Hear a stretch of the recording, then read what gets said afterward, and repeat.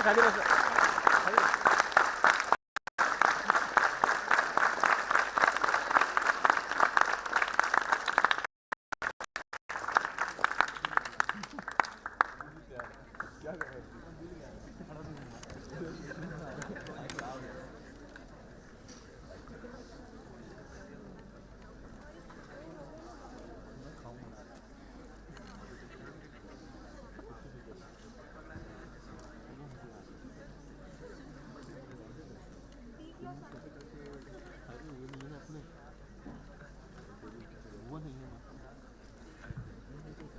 morning, ladies and gentlemen. A very warm welcome to all of you present here. May I kindly request everyone to rise for the national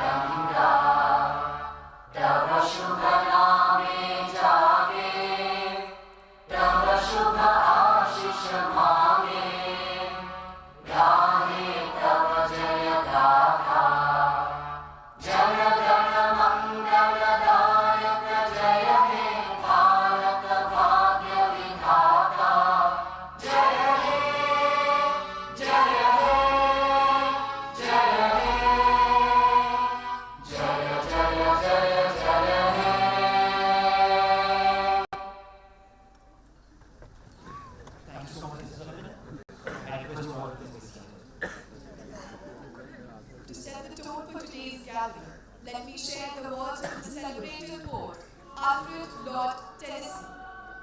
I am a part of all that I've met. You don't experience is an hour, where through glimpse that untroubled world, whose margin fades forever and forever when I move. These lines from Tennyson reminds us of our shared experiences and the boundless potential that emerges when we embrace the richness of diversity and inclusivity. This sentiment lies at the heart of today's theme, inclusive leadership, fostering a culture of belonging. The principle of inclusivity forms the cornerstone of this gathering. It is not merely a moral obligation, but a transformative strategy for building organizations that thrive on diverse perspectives and foster a sense of belonging. Vidya Vinaya Sampane Brahmane Gavihastini Shunichaiva Shvapake cha Panditaha Samadarshana. Which states, inclusive leaders value all individuals equally, irrespective of their backgrounds, roles, or identities. By practicing humility and acknowledging the inherent dignity of every individual, leaders create a culture where everyone feels valued. Just as the verse highlights, diverse beings, inclusive leaders embrace diversity, recognizing its strengths in creating harmony and innovation. Good morning to one and all. I, Samad Habib, student manager at Balaji Institute of Modern Management, Sri Balaji University, Pune, specializing in business analytics and product management. And I, Yashri Sanjay, student manager at Balaji Institute of Modern Management, Sri Balaji University, Pune, are honored to serve as masters of the ceremony for this prestigious event. Today, as we gather here for this auspicious occasion, let us illuminate not just this room, but also our hearts and minds, signifying wisdom, knowledge, and prosperity.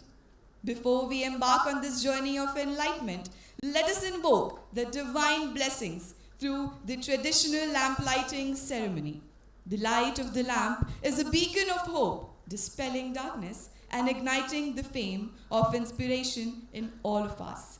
I now request our esteemed dignitaries, honor of the dais, to join us in lighting the lamp, symbolizing the start of our celebration, and offer floral tribute to late Dr. Professor Colonel A. Balasubramanian Sir's portrait.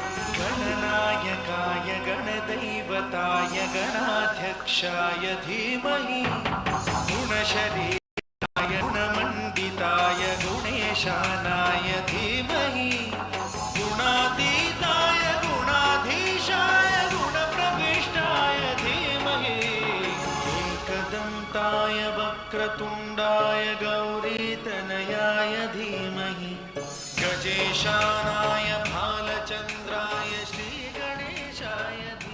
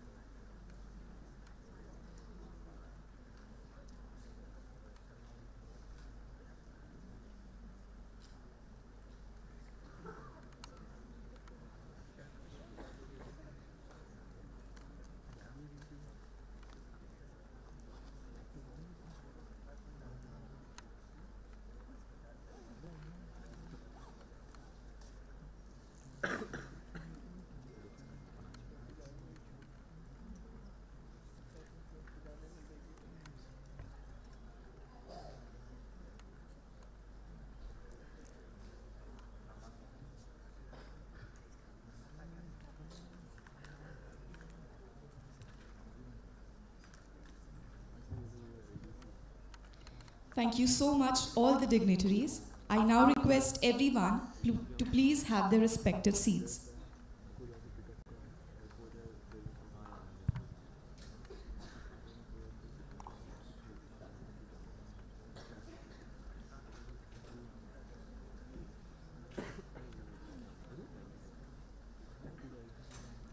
As the renowned poet William Butler Yeats once said, education is not just filling of a pail, but the lighting of a fire. With this sentiment, it is our immense pleasure to extend a warm welcome to Chancellor Shri Balaji University Pune, Professor B. Parmanandan sir, the Vice Chancellor Professor Dr. G.K. Shiride sir, Registrar SBUP SB Agase sir, Dean and Senior Dimple Saini ma'am, all directors, deputy directors, President of the NHRDN Pune chapter, Mr. Aman Rajabali sir, Ms. Pratibha Hambarde ma'am, along with the whole NHRDN team, our esteemed faculty members, and my dear student managers. I now request Registrar SBUP SB Agasi sir to welcome our keynote speaker and guest for the day, Mr. Ali Khan, Global Head Governance, Risk, Compliance and Audit at ZS, with a bouquet.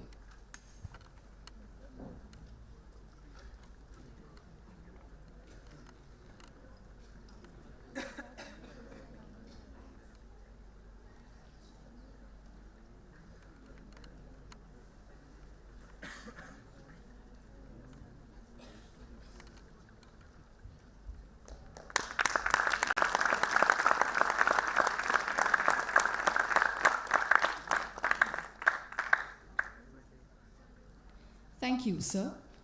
We also have with us a dedicated member of the NHRDN Pune chapter for over 2 decades, Mr. Aman Rajabali, sir, who has tirelessly contributed to its success.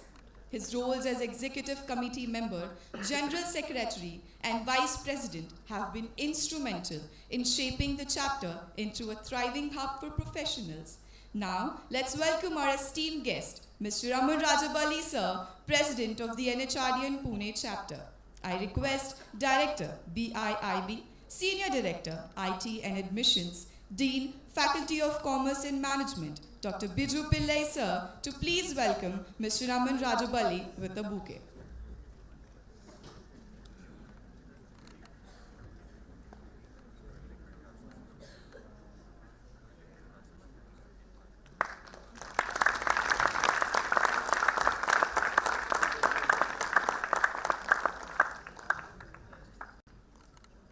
Thank you, sir.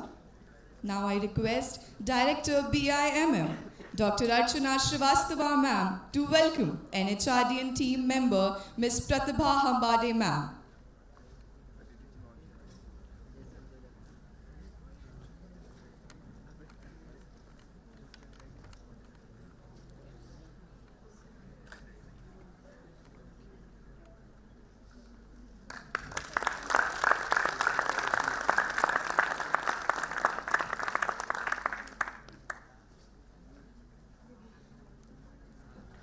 Thank you, ma'am.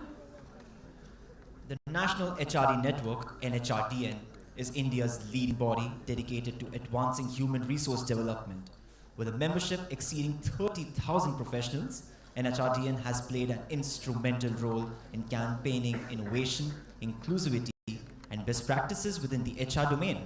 Sri Balaji University Pune takes immense pride in being the first institution to establish a student chapter of NHRDN, exemplifying a commitment to breaching academic learning with real-world applications.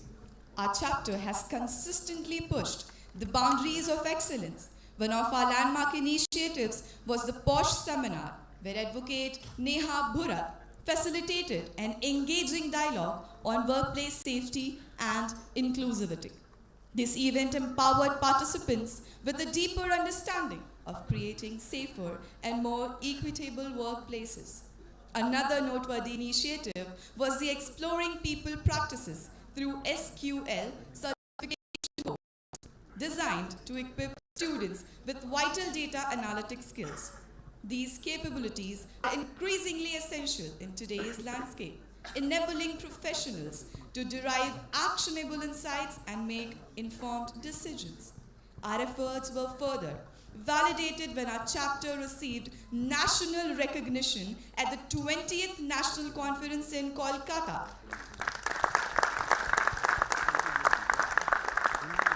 And were honored with the President's Award for Best Student Chapter, a testament to our unwavering dedication and impactful contributions to advancing practices.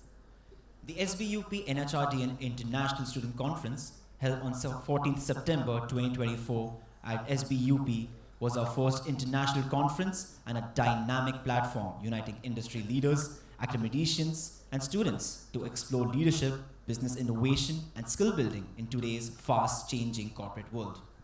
Building upon these achievements, today's workshop is dedicated to delving into the nuances of exclusive leadership, understanding that diversity and inclusivity are not merely ideals, but essential drivers of innovation, performance, and progress. By examining real-world cases of small businesses that thrive due to diverse perspectives, we learn that inclusivity fosters creativity and problem solving. Leadership in today's world demands the ability to create an environment where all voices are heard and valued. Highlighting real-life examples of gender equity initiatives demonstrates its profound benefits for both individuals and organizations. These efforts lead to workplaces where all genders feel equally valued and empowered, fostering a culture of belonging that enables individuals to reach their full potential. However, achieving inclusivity is not without its challenges. It requires identifying and overcoming biases, stereotypes, and structural barriers that impede progress. At Sri Balaji University, Pune, we pride ourselves on fostering a diverse and inclusive learning environment. Our student body's representation from across the nation highlights our commitment to a global perspective and inclusivity. This commitment is reflected in our exceptional placement records, with nearly 98% of our MBA students securing roles in leading organizations. Sri Balaji University, Pune has carved a niche for itself in the field of education and is well known for its academic excellence and commitment to professional development of student community. With a strong faculty base and ably supported by industry experts, latest curriculum, and state-of-the-art infrastructure, the university provides a transformative learning experience. SBUP offers both UG and PG programs. The PG are offered under 4 institutes, namely Balaji Institute of Modern Management (BIMM), Balaji Institute of International Business (BIIB), Balaji Institute of Management and Human Resource Development (BIMHRD), Balaji Institute of Technology and Management (BITM). Sri Balaji University Pune has achieved notable rankings in recent years. It is ranked among top 11 B schools in India by the prestigious Times of India B School Service. The university is recognized for its strong industry interface, discipline, and consistent placement records. This ranking reflects in the institution's commitment to providing quality education and opportunities for students. I now request Dr. Neha Kumari to please address the gathering and set the tone for today's workshop.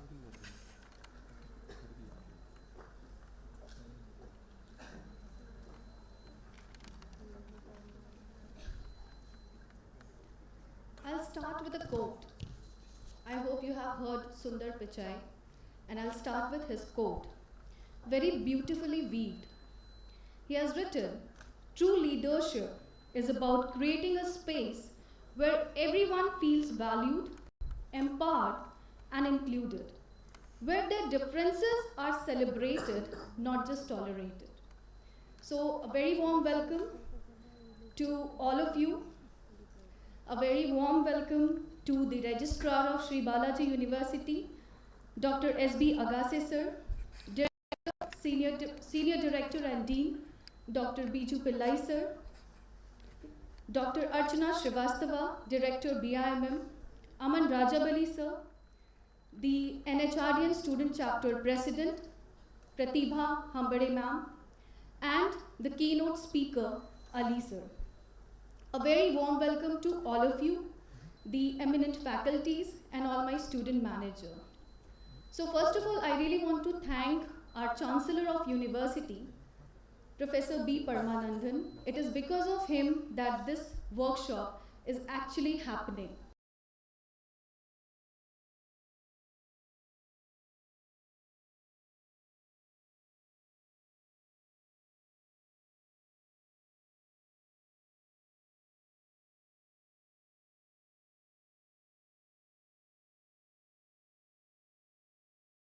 Is not just about guiding a team or achieving results. It is about creating an environment where every individual feels seen, heard, and valued.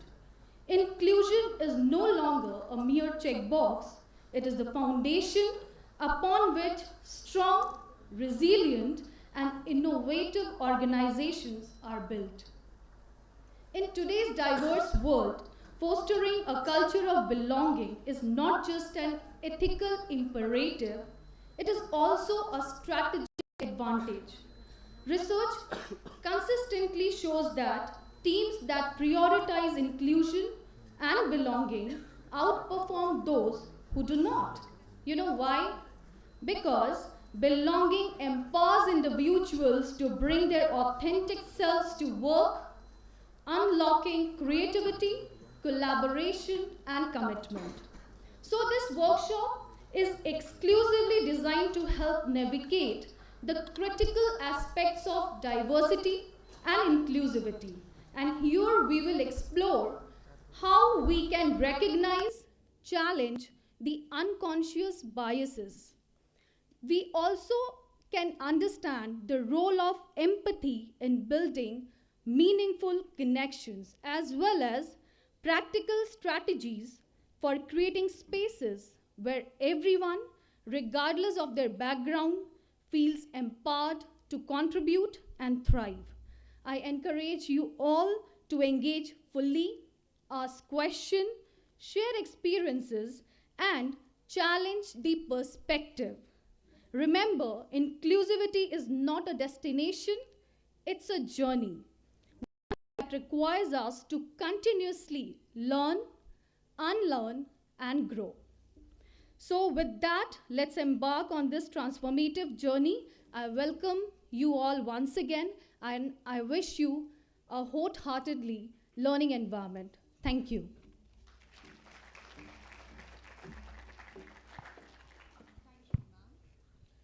I now request Director BIMM, Dr. Archana Srivastava ma'am, to deliver the welcome address.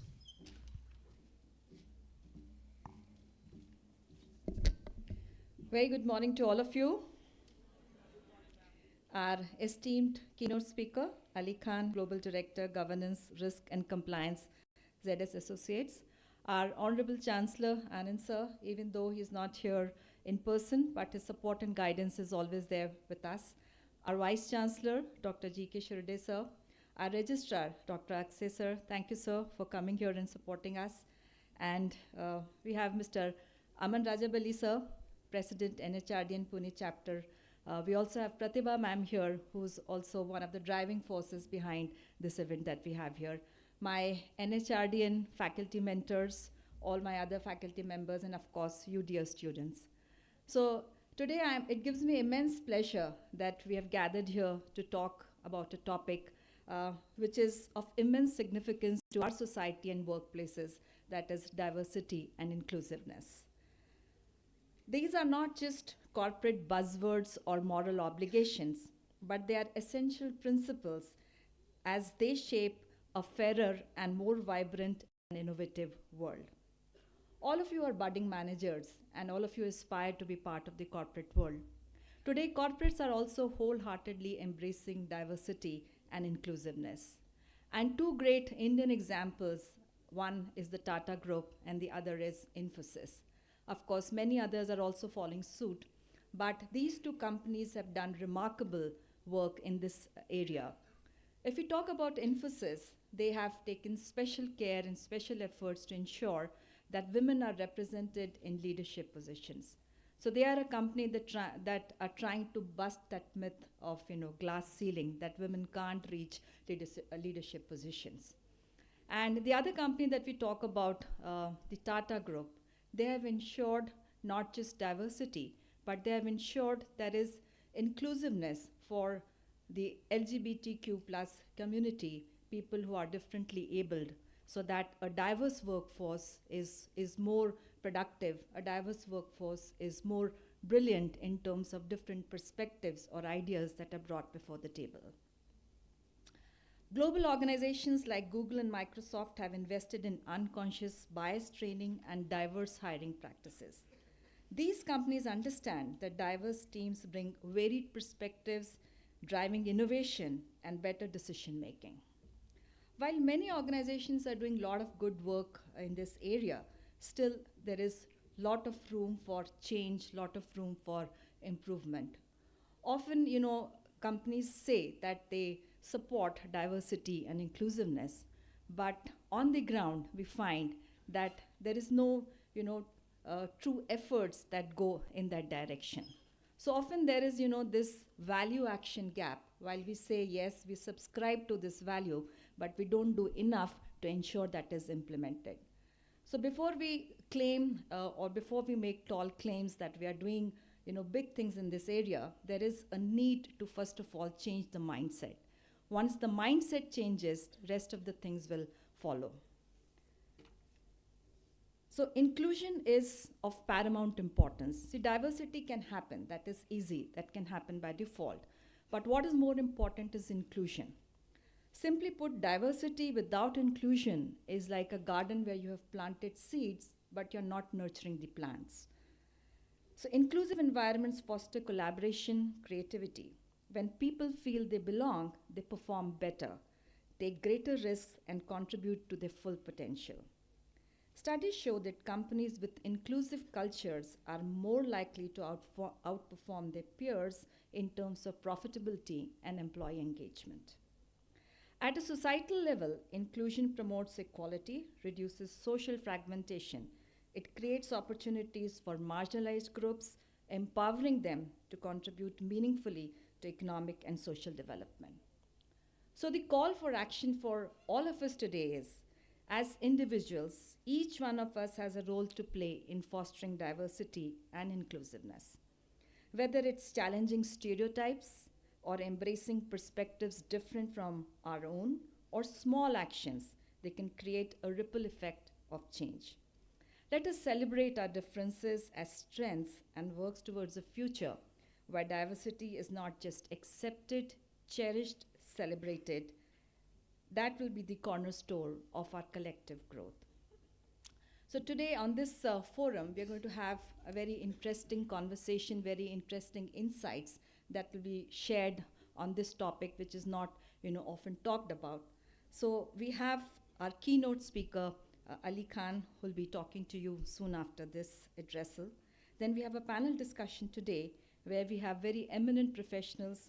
We have Mr. Ketan Kapoor. He's the co-founder and principal consultant, SME TEIB. We have Ms. Amita Karat Khedkar. She's the head of Core Payments, Real-Time Payments Technology, Quality Engineering, COE. We have Ms. Suchita Singh Basu, Global Program and India Head Group DE Program and ZF Group. This session will be moderated by our own faculty, Dr. Neha Kumari. After this, we have a very interesting session, which is on transcending boundaries, the evolution of transgender communities from marginalization to empowerment, again taken by our very own Dr. Neha Kumari ma'am. And we have reserved a very interesting item today, that is we are going to have a stand-up comedian who's going to talk about this topic today. And she is Ms. Shweta Mantri, who will be joining us for this particular program. So I urge all of you, this particular event has been organized to sensitize you, because all of you will be the corporate leaders tomorrow, so to take further this agenda of diversity and inclusiveness. Thank you.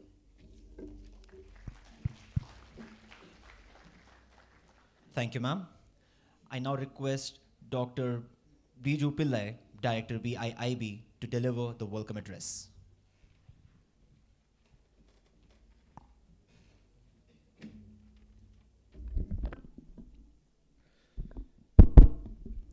Good morning. Respected keynote speaker, Mr. Ali Khan, Global Head, Governance, Risk, Compliance and Audit is the desk. And the dynamic President of National HRD, Pune Chapter, Aman Rajbali, Director BIMM, faculty members, and my dear students. Few years before, NHRD Pune Chapter had signed an MOU with the NHRD signed an MOU with the Sri Balaji University. Often what happens, MOUs are getting signed, but nothing happens afterwards. But I must appreciate NHRD Pune Chapter for their consistent efforts, various activities they have conducted over the period of last 2 years. Now today the topic inclusive leadership workshop is going to be conducted. I had the privilege of working with a great leader, Professor Colonel Balasubramaniam, more than 20 years. You know, often you will study something from the textbooks, but you learn something else also. Learning is something different. Perhaps while learning, you may not be knowing that you are learning. You are doing something and then you are learn. Whatever you learn, you never forget. So I got an opportunity to learn so many things from him. We were talking about diversity.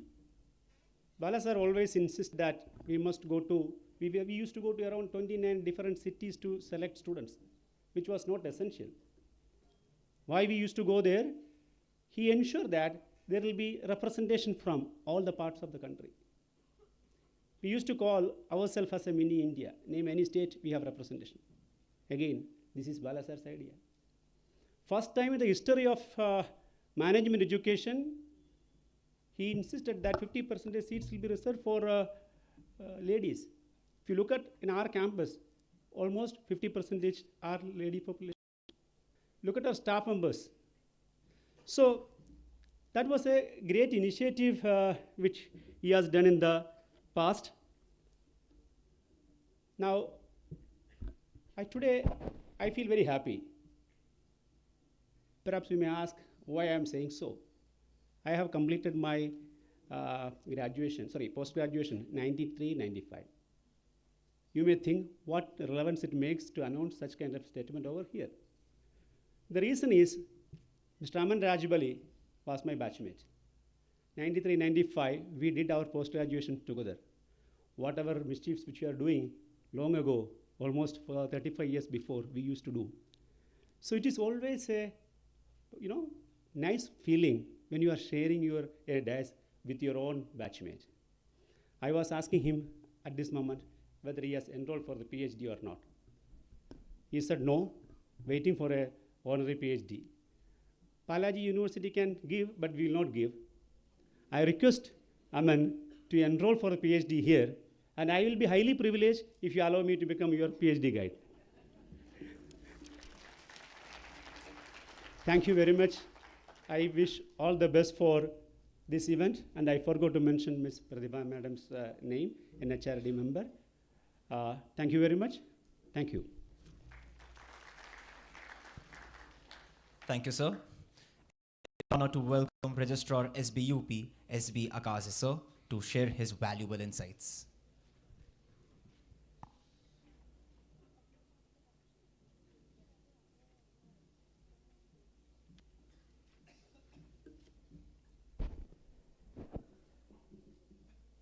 Good morning, everybody. Good morning. और सुबह में यहाँ आने के बाद देख रहा हूँ सभी शांत बैठे वाले हैं, तो इतना शांति अच्छी नहीं है हमारे लिए. We are all Balajians. Good morning. Thank you very much. Honorable Dais and faculty members, and you all my dear student managers. Actually, when I was told by Srivastava madam that today's program is quite entirely different from the regular programs that we attend here in this Audi, so I made it possible to positively attend this function. And when I saw the agenda of today's program, I was really very happy with the topic dealt today, that diversity and inclusiveness, and this is nurturing of culture of belongingness. So thank you, madam, for inviting me to this program, and very happy to attend this. Maybe throughout the day I will be sitting here. In between I have some other programs also. I will be going and coming for that program also. And I want to express my sincere thanks today on behalf of the university to Mr. Ali Khan sir, then Mr. Aman Rajavali sir, and Mrs. Hambarde madam, and other dignitaries on the dais and off the dais, because you see, Balaji University, earlier we were standalone institutions, started by Honorable Bala sir, and converted into the university, got the university stated by Government of Maharashtra in 2019. But we had a lot of experience in handling the management courses since 1998. And persons like Biju sir are with us, who have been associated with our founder Chancellor Bala sir since beginning. And the activities done by Bala sir and persons like Biju sir, Dimple madam, really beyond appreciation. They have worked for the development of this university, and I really thank these people for the development of the standalone institutions and later on the development of the university. And I must thank you all students also, because you could develop during your stay here for 2 years. You could develop not only yourself, but you could develop the university and standalone institutions, so that Balaji University could stand, Balaji institutes could stand 11th among the management institutes at the national level.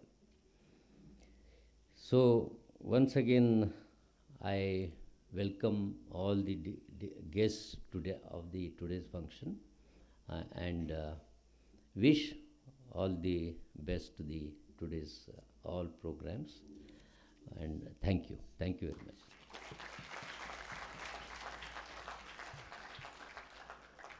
Thank you, sir. Now I invite President NHRDN Pune chapter, Mr. Aman Rajabali sir, to grace the stage with his address.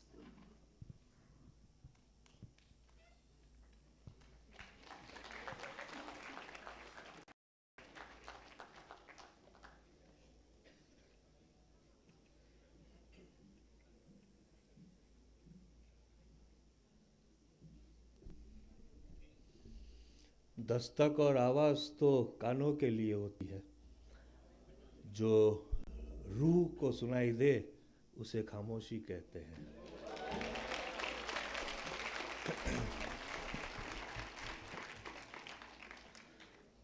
नमस्कार, आदाब, सत श्री अकाल, वणक्कम, केम छो मंडली? Good. Excellent. There, I heard somebody say મજામાં. हाँ, પછી મળજો, વાત કરશું. वो क्या है ना कि हूँ तो पैदाइशी गुजू भाई, तो जन्मभूमि गुजरात है मगर कर्मभूमि महाराष्ट्र है और पूना है. In fact I would be also proud to say that बहुत सारे कर्म मैंने इस जगह पे भी किए हैं since I think 2003. Bala sir के साथ काम किया था, बीजू सर के साथ. It's good. On behalf of the national HRD network I welcome you all. Archana madam, आपका सपोर्ट हमेशा रहा है, so thank you so much. Ali भाई, आपसे भले ही ये दूसरी मुलाकात है मगर ऐसा लगता है कि बहुत समय से हम जानते हैं, you know. So when Pratibha and I were discussing कि about this symposium, we immediately thought of you and you know we invited you. Thank you so much for gracing. What is happening to me? I think मैं घबरा गया हूँ आप लोगों को देख के. अक्षय सर, थैंक यू जी. हमने जो MOU साइन किया था, so very kind of you.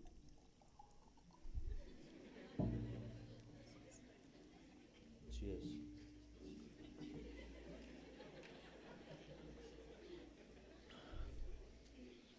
I am a teetotaler by the way, साधु आदमी हूँ.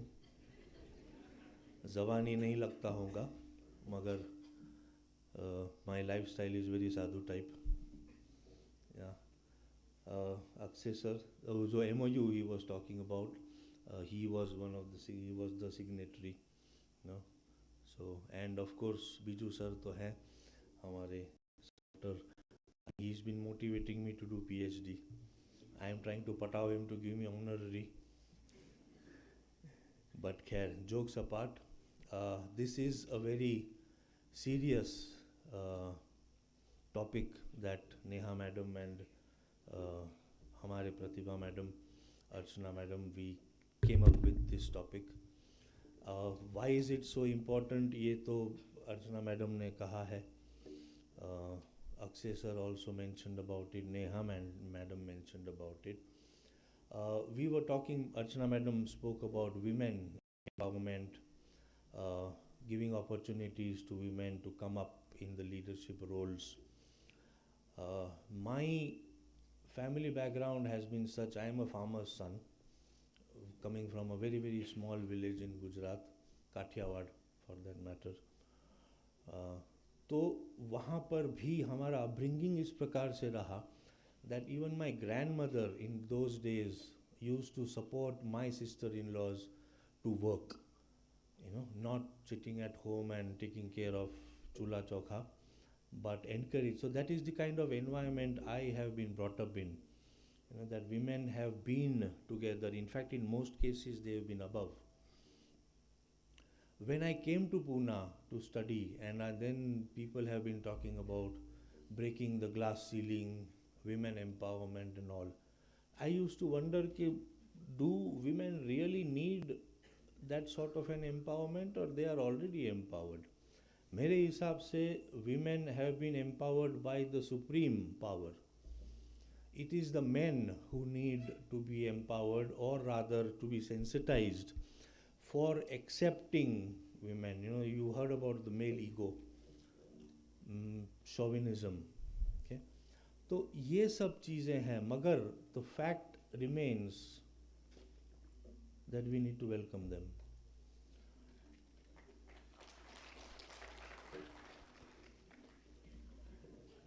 The fact remains that there is a lot of work to be done in this segment. If you give me 10 seconds break, I need my cell phone. there's something I have written, and considering that I have not eaten my badams today, I keep forgetting.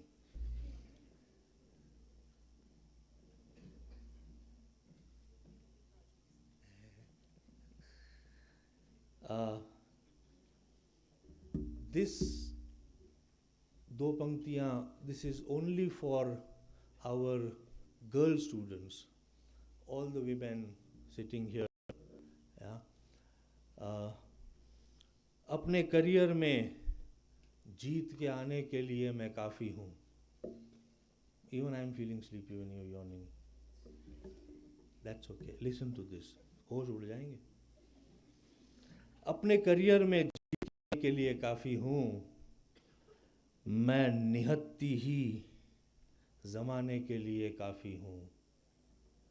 मेरी हर हकीकत को खाक समझने वालों, मैं तुम्हारी नींद उड़ाने के लिए काफ़ी हूँ.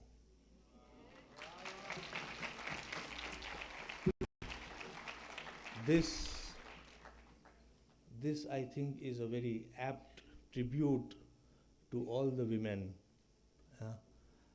and all the males who think that they are superior than women, but it is not. Okay, so it is high time that we accepted this fact, and the fact that we are working towards bringing in an inclusive environment.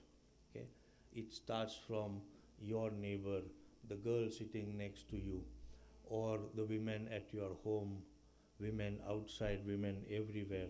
Okay, when you go into the corporate sector, you start working, you will be more sensitive towards your colleagues. Okay? So this is what it is. Women, according to me, are next to God, and in Indian mythology also उनको वो दर्जा दिया गया है. अगर ऊपर वाले ने वो दर्जा दिया है तो हम कौन होते हैं? Okay, this is, we are only talking about the women. There is also the other diversity segment people that we need to be more sensitive towards and have an acceptance towards their requirements, their needs and their aspirations. Okay? ये मुश्किल नहीं है, आसान है, हो सकता है, सभी कुछ possible है. The very fact that Sri Balaji University has taken this initiative to start inculcating these values and this awareness within you when you are at the start of your juncture to get into the corporate sector, तो ये बहुत ही बड़ी अच्छी बात है.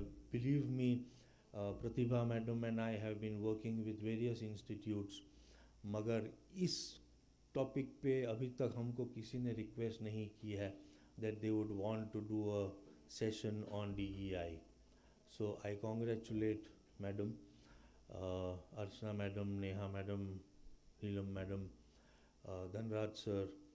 These people have been working hand in hand with us, wanting to think of what is it that we can do for the student community. Okay? So bas yahi hai, and I wish you all the very best to well. You folks have taken the time out today on Saturday morning to be here with us. This itself shows that there is an inclination towards change, and the change starts from here, your heart. Okay?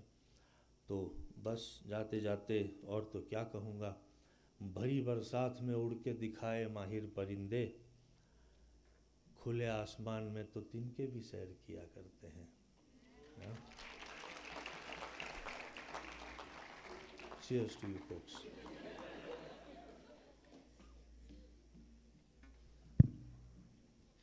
Thank you, sir.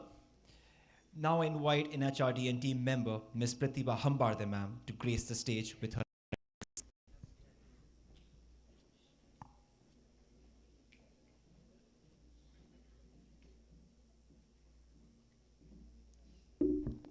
Very good morning, everyone. Good morning to the dignitaries at the dais, faculty members, and all the students.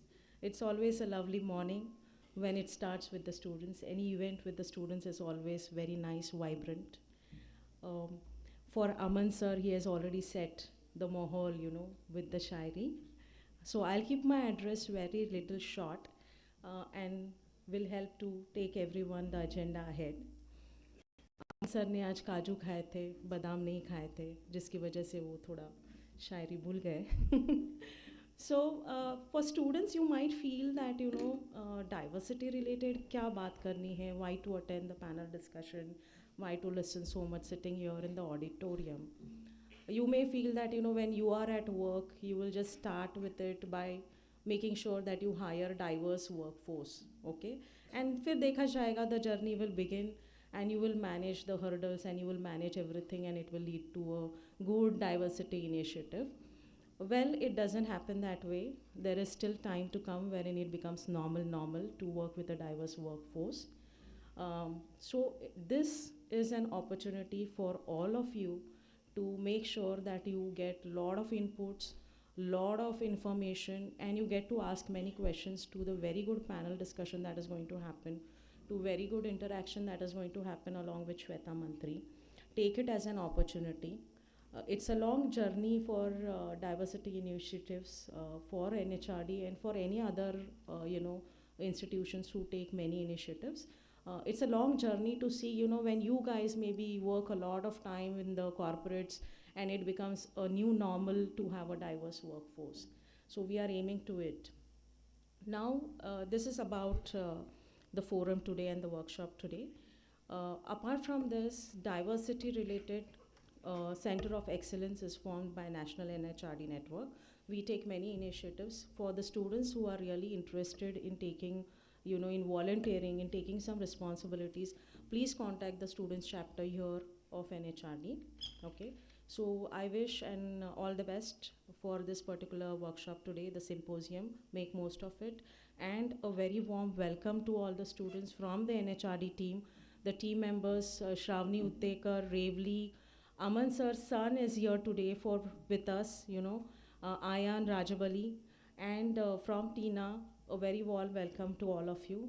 And here I end my address to you. Thank you so much. Thanks.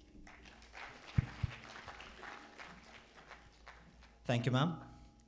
Let us make the most of this unique opportunity to learn, engage, and lead the way forward, fostering inclusivity and a culture of belonging in every sphere of life. May I now call upon our fellow student manager, Ms. Vaidehi Nilesh Tilak, to introduce Mr. Aman Rajabali, Global Head Governance, Risk, Compliance, and Audit at ZS.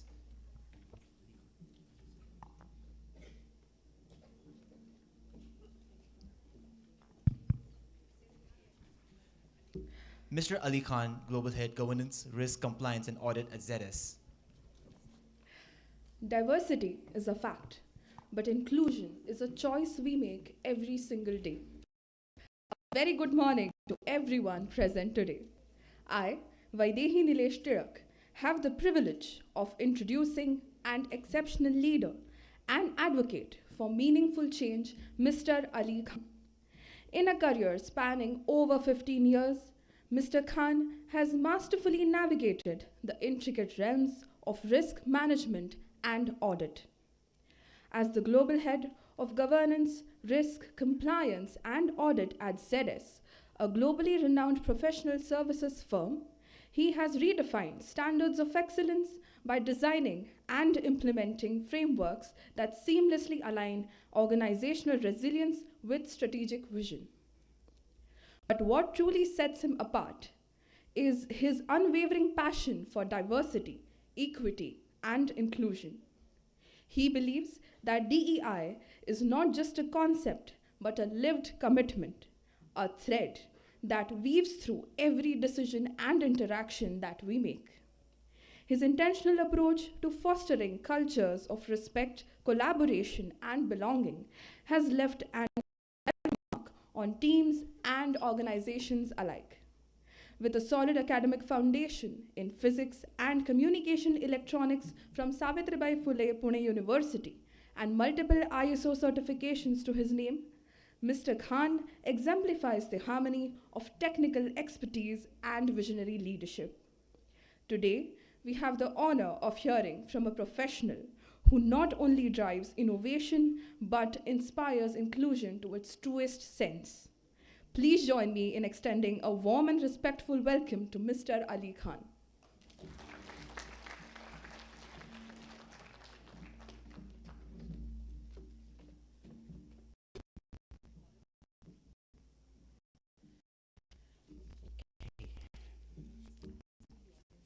Absolutely. So good morning, everyone, esteemed students, faculty members, dean, chancellor, vice chancellor, NHRD leadership, and members. It's my honor to be here standing in front of you today to discuss a topic that's not just very well timed, but quite transformative as such as well, inclusive leadership. And, you know, while I did come with a very, very focused agenda that I will try to cover, my first thoughts before I came here was, and I was talking to Pratibha and Anurag and the team, and I'm like, I was given an hour to talk on inclusive leadership. Again, there was your question, do you have slides ready? And I'm like, no, I don't plan to bring in slides, but I would like to have a more interactive session. Now, when we talk about interactive session, it is very important that two parties connect and associate with each other. I cannot have an interactive session unless and until, you know, I am able to understand or gauge what you expect from me, and potentially find a way to carve out my message in the same manner. So while I was seated there with the dignitaries on the stage talking about the relevance of DEI and so on, I felt let's tweak this session a bit. It's a Saturday morning. You know, some of us have woken up quite early to be here. We've got few who would have loved to enjoy some additional hours of sleep. Some would love to have had time with their friends, but we've all decided to make time for inclusive leadership.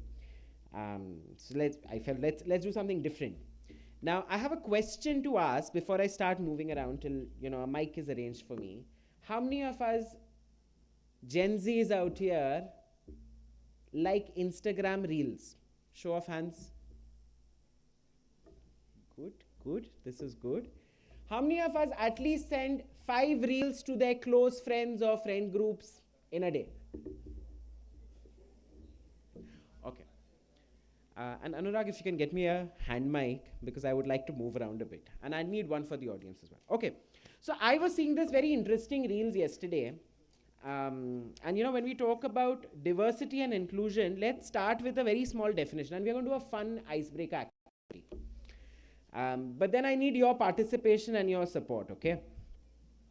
So diversity basically means difference of opinions being appreciated. Thank you. रुकावट के लिए खेद.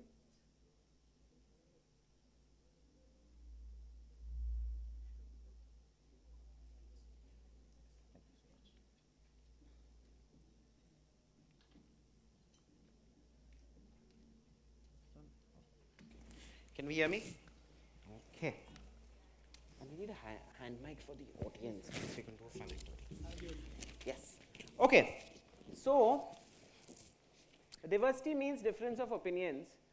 Very simple definition, if we can think of diversity, is it does not matter from where I come. It does not matter what I like to do. It does not matter what my gender is, what my country of origin is. It does not matter what I like, dislike, what I eat. Everyone will be different in their own ways, but how do we? So diversity, when I relate to it, I always related to it like a group of friends. In our group of friends, and when we interact with people on Instagram through reels, you know, we find reels very relatable. You'll find a reel in the day about a cranky friend. We'll find a reel in the day about somebody who's talkative, somebody who's opinionated, somebody who's got specific habits, somebody who's got specific eating habits, somebody who's a passenger princess, somebody who's a driver in the group.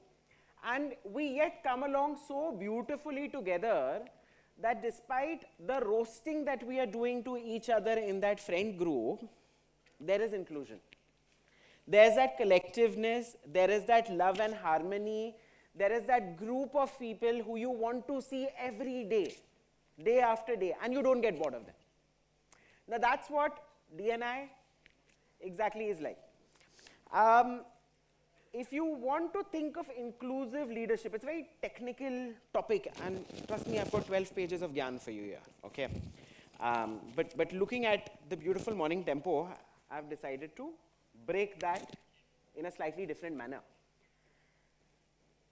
Inclusive leaders, we often say, are the ones who appreciate their people, who give them an opportunity, give them that open environment to talk and express themselves, are the ones who try to bring in that element where you can unapologetically, without feeling sorry, bring your authentic self to work or whatever you're doing and bring out excellence.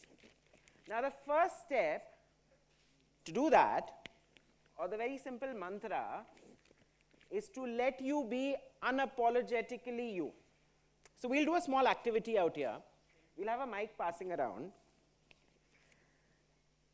I would want some volunteers to come forward and express one statement about you being unapologetically you. Think like, you know, we are talking from an India's got latent standpoint. Something that is just you, something that you don't want to feel sorry about. Okay? Let's be bold and talk about it. And as an audience, once we say that, and this is something that's inspired from a reels I was looking at yesterday, we are going to say, we listen and we don't judge. We are going to collectively say that. Can we say that once again, once together? We listen and we don't judge. And let's see what are these open, unapologetic selves that we've got out here. See, if we can't be unapologetically authentic as a group out here, I don't think we are prepared for inclusive leadership or inclusivity as such, okay? So potentially I'd like to start first, breaking the ice out there. I hate wearing a suit and giving a formal address on a Saturday morning. Yes, we listen and we don't judge. Good one. Anyone who would like to go next? Something that can be funny, that can be quirky, because we are just going to listen to you and we are not going to judge. Anyone? I'm very good at putting people on spot, remember that? Yes.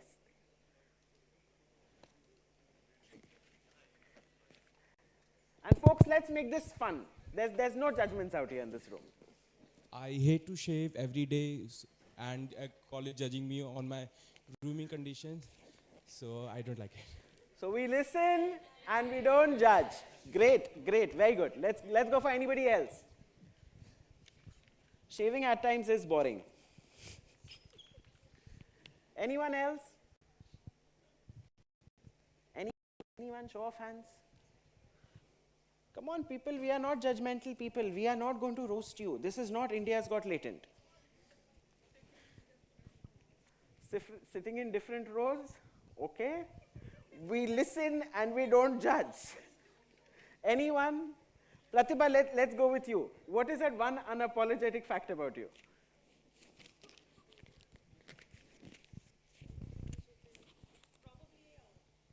I love cooking and I don't care about my lunch. Very well. People all together, we listen. Okay, let's make this fun. I'm not finding any juicy stories coming in. Who's next? Yes, please. They call it being absent in college, I call it sick. Great. This is a good one. So we listen. Great, great. So during my college days, I was once awarded the visiting student of the year. So we listen. Anybody else? Anything funny? No juiciness. I'm sure Sri Balaji University has got a lot of fun happening in. We don't have all the serious people around. Anyone?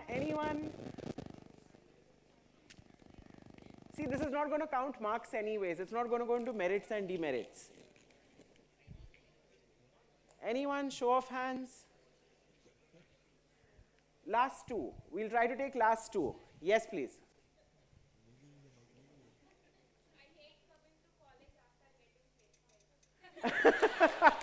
Good one. So what do we say out here? We list. Great, great. Anyone else? Anyone from the faculty members? Something that's unapologetically you.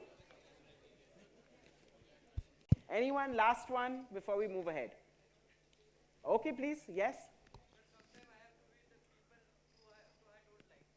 Great, great. Very good. Come on. So what do we say out here? We listen. Great. See, the idea out here to have this icebreaker is potentially for me to try and boost an open conversation. You know, it is very simple for us to become very, very expressive in our group of friends. When we come to learn to an educational institute or we go to work in a corporate environment, you know, as we start ending the end of term, we always start thinking about where am I going to get placed, what am I going to do, what is my job role going to be like. In interview, we come with a lot of scripted answers at times. And in my last decade and a half plus of leading teams, establishing large-size teams from scratch, by the way, you know, while formally at ZS or ZS, I own the risk and compliance function, I also happen to have a lot of different roles associated being an executive member of the firm, where, you know, certain functions roll into me. I'm a ceremonial head for certain pieces. I have certain officer titles, and I won't get into it. So essentially, it boils up to the point that I have around 10,000 people in India who look up to me, and about 15,000 people across the globe. In my tenure of being a corporate leader, one of the things that, you know, I have learned is that in an organization, people are the most important asset. And there is a belief which, you know, specifically from the risk and compliance world that comes, and I always kind of argue against it. So when I go for, you know, the cybersecurity, data privacy conferences and so on, my co-panelists always say that people are the weakest link. So nowadays, when you know, pick up your phone or, you know, you're giving in any kind of a call, you've got that advisory that comes in from the Ministry of Home Affairs. Be aware of somebody trying to do a digital arrest on you. This may not be true. Be cautious and so on. And when and I'm sure you would have gone for some cyber and IT security and kind of webinars earlier, we always say people are the weakest link. And I quite believe people are the strongest link. People are the core asset. It is just if we allow them to be their authentic selves, then is it when you actually start drawing their potential. Very simple logic, right?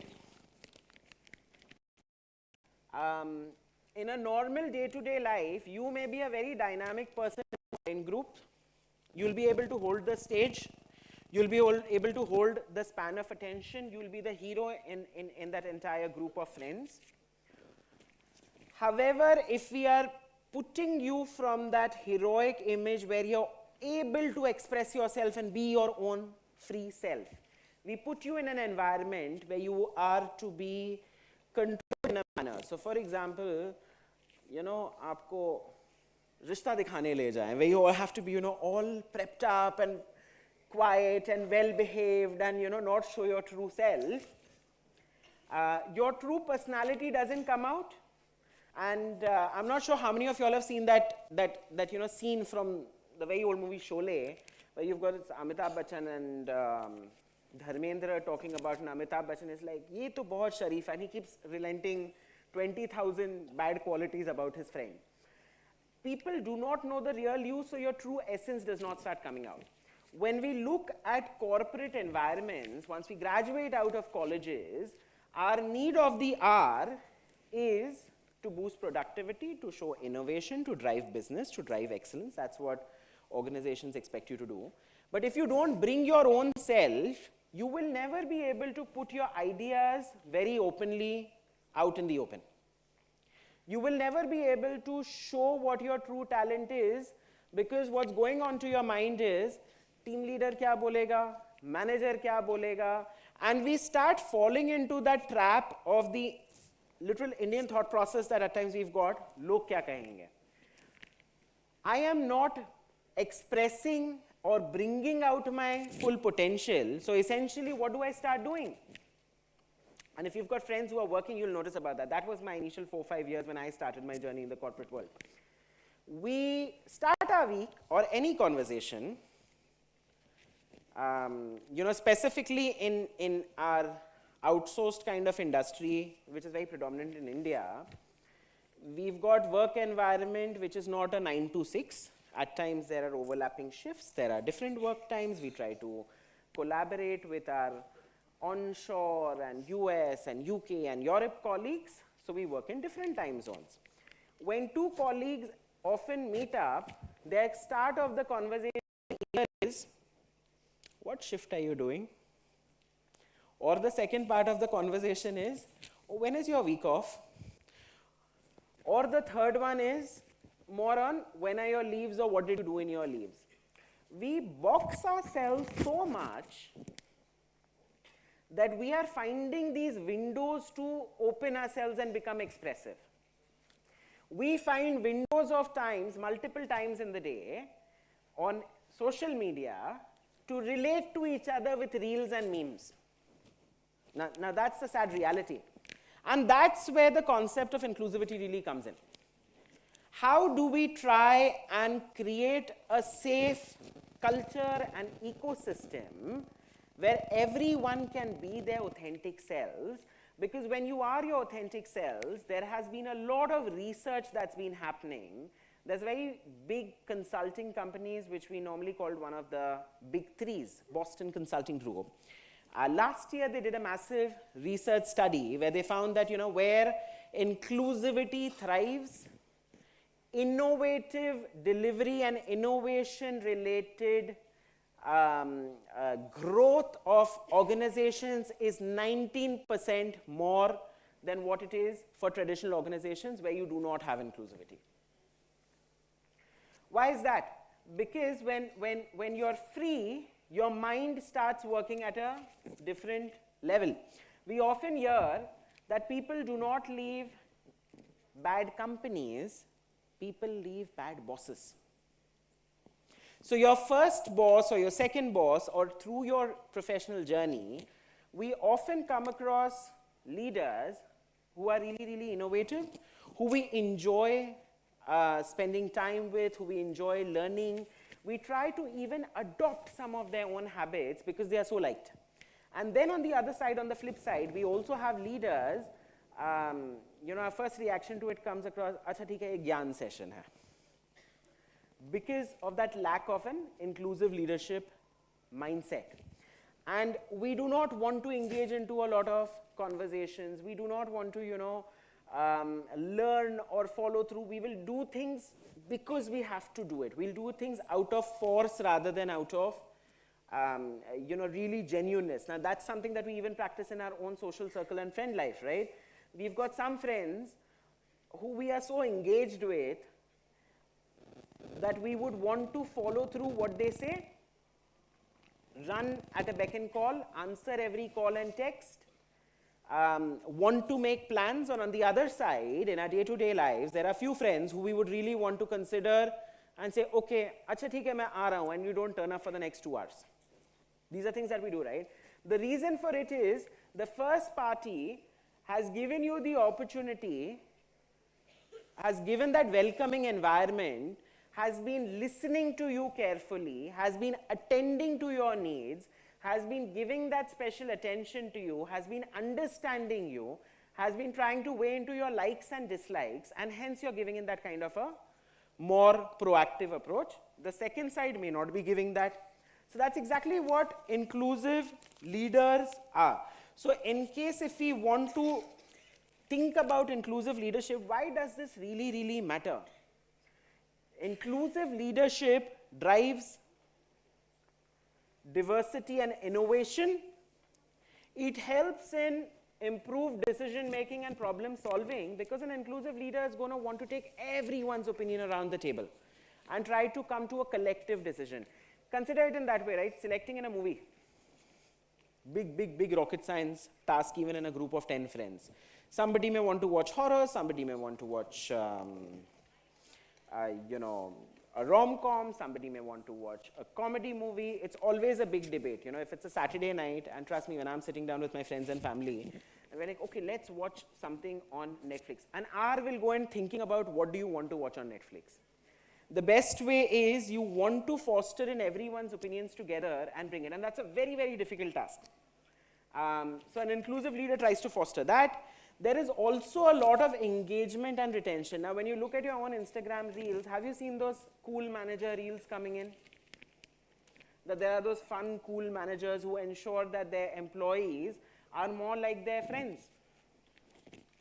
And they are really wanting to do things together that is not only making work fun, you really start wanting to go to your workplace.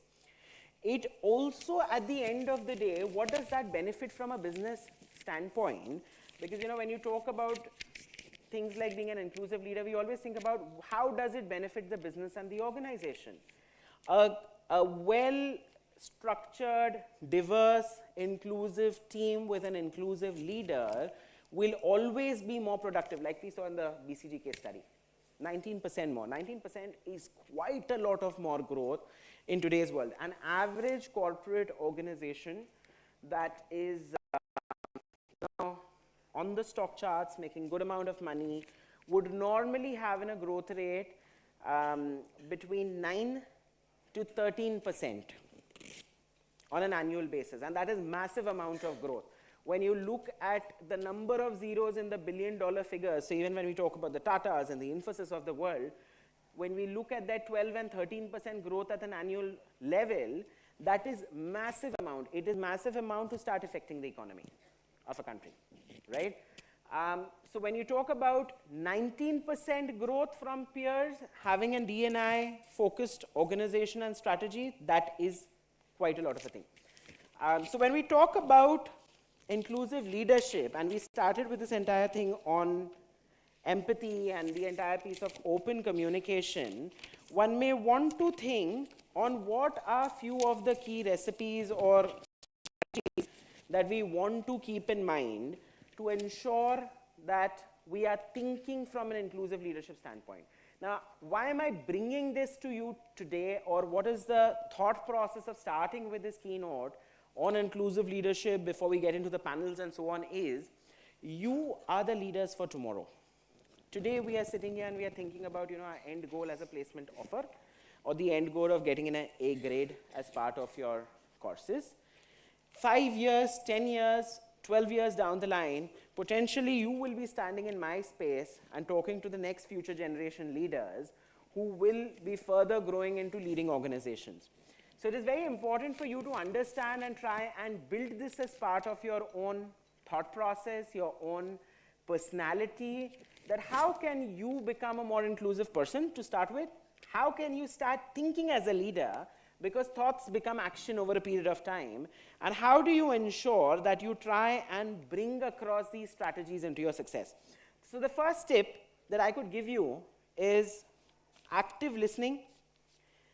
Create spaces, groups where voices are heard, voices are understood, acknowledged, rather than just being lost in space. So when we talk about active listening, there are two differences. One is not just hearing words, but also interpreting it. It is a two-way communication, and active listening involves that what somebody is telling you, you are interpreting it in as close as possible manner, and it is getting registered to you, and you're responding and through your actions in the same manner.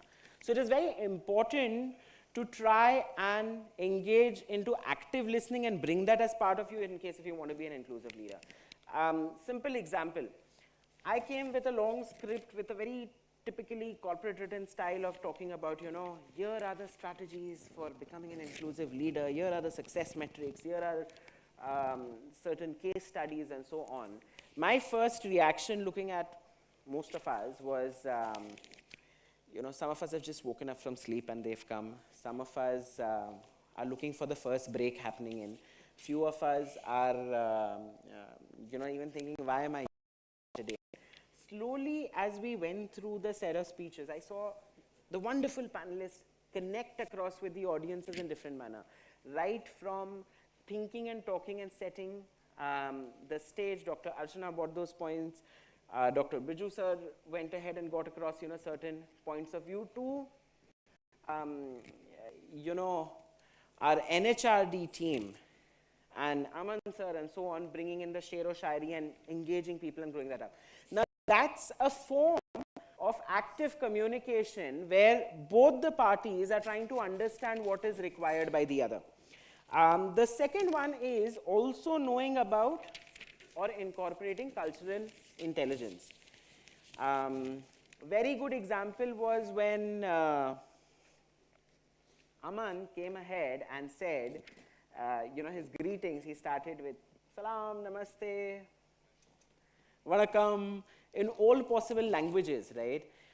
While I was being introduced to the Sri Balaji University this morning, one of the things I learned from Archana ma'am is that there are students from all possible states as part of this university. It's a melting pot of cultures.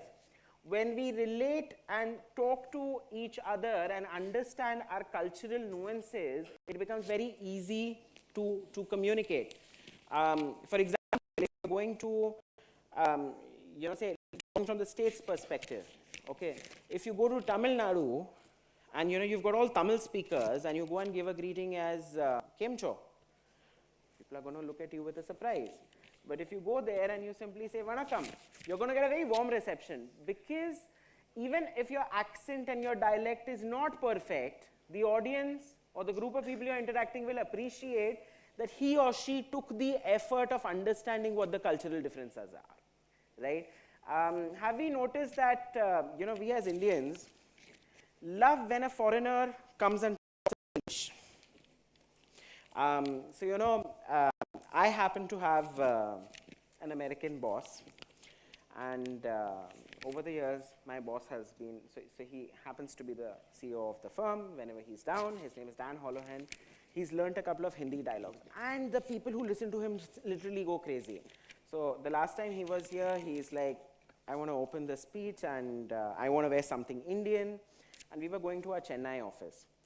So this gentleman, Dan, decides to wear a veshti and comes across onto the stage, and you've got all hands happening in. And people were going crazy onto it because they felt it is such a nice thing to see a white man standing, wearing in a veshti, and he's like, you know what, I can do that lungi dance step. I said, please don't do that. And that became the fun moment for everyone on the stage, that, okay, you know, there is somebody who's trying to appreciate the culture. So see, when we feel that kind of a bond, when somebody appreciates our culture, it also is very important and relevant and imperative for us that when you engage and want to engage as a leader, understand the cultural nuances, understand the cultural differences, because that starts establishing that bond, that connectivity. Empathy.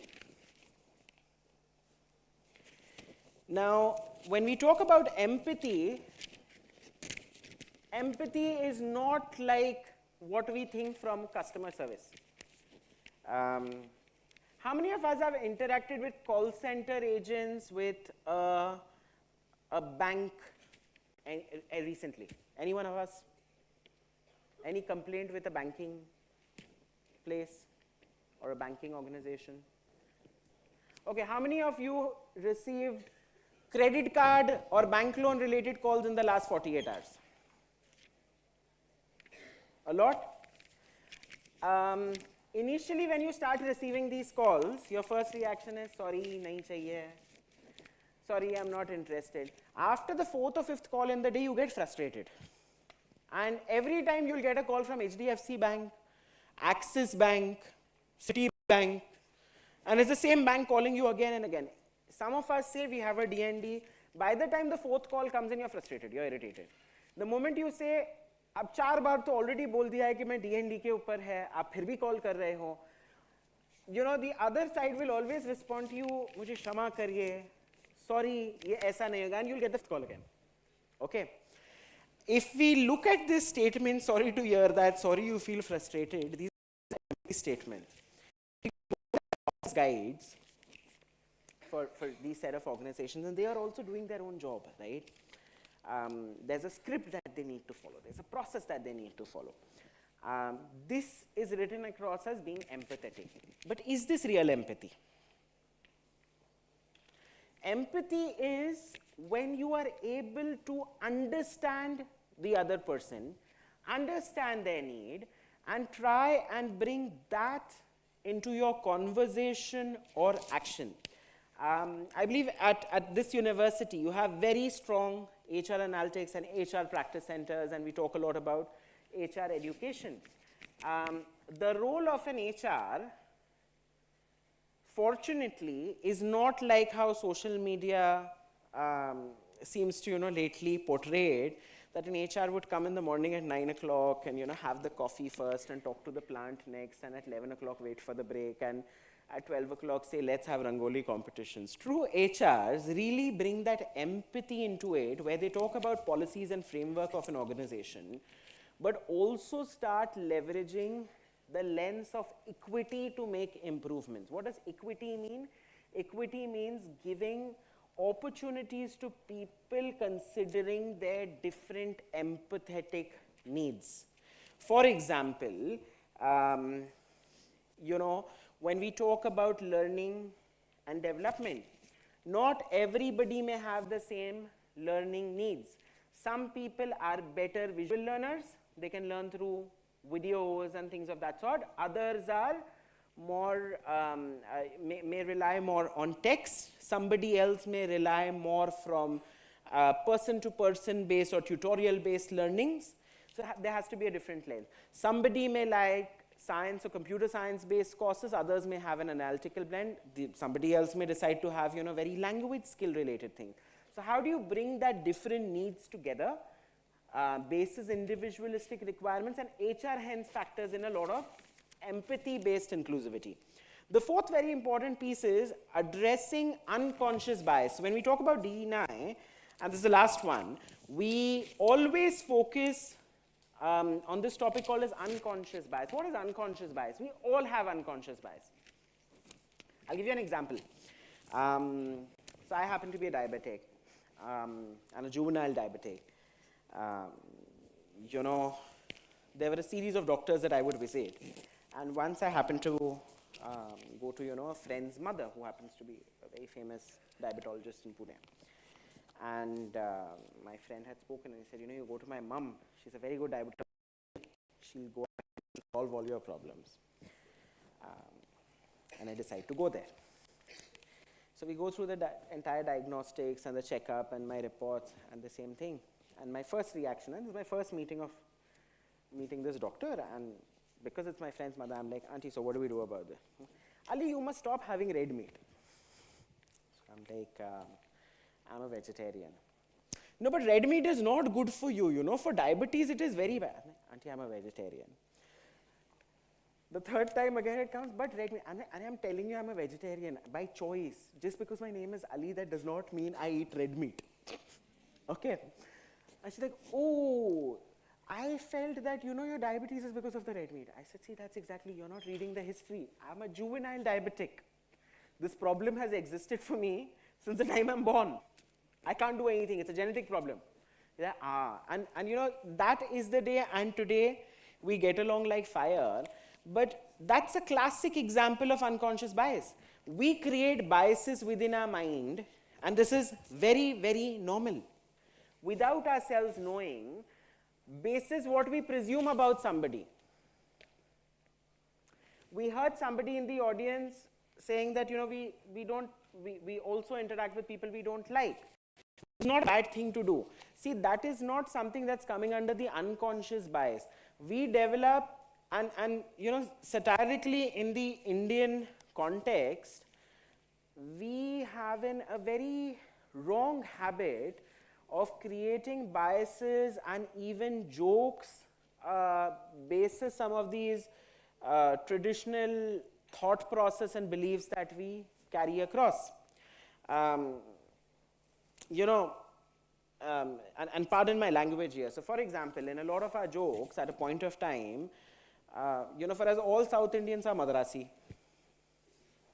We do that. That's an unconscious bias that we've built up. Or we will have in certain biases and name calling happen on the type of the way a person looks like. Or any, you go down south, every North Indian is a Punjabi.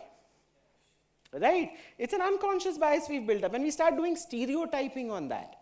So it becomes very important to become conscious of where we are putting in these unconscious bias and even trying to address them. When we look at the D&I concept, we spoke a lot about women leadership, and if you notice, and often my male friends always feel, यार ये तो हर बार women leadership की बात करते हैं, women need special treatment, women need this, there's a reservation, etc. We historically as a society and in the last 50-70 years have put in so much of unconscious bias on the entire gender norm perspective that over a period of time it's become systemic, and we have stopped giving the priority or the equality that male and female need to have in the ecosystem. I'm not saying that both the genders don't have their own unequal opportunities, both have that problem, but we created a stereotype out of it. We say that women are not great leaders. We built that stereotype, and that's an unconscious bias. Or when it comes to LGBTQ, even in our own friend groups, nowadays the world is quite advanced, and we've become very open-minded. But traditionally, if somebody decides to come out as LGBTQ, a natural reaction to it is, I hope you're not hitting on me. So if it's a male friend coming to a male friend and saying, I want to come out to you because because I think I like guys and my sexual orientation is gay, the first reaction is, I hope you're not hitting on me. Right? The problem is, why do you think somebody will need to hit on you? Right? That's your unconscious bias you've bought into it. Or if it's a woman friend bringing that to a woman friend, the natural reaction is going to be, oh shit, I changed in front of you. Ye bhi hota hai. These are the unconscious biases we've started planting into our own mind, and now then we sit and hyperventilate and overthink on it. Overthinking does what is, it will spoil and disturb our relationships in that equation.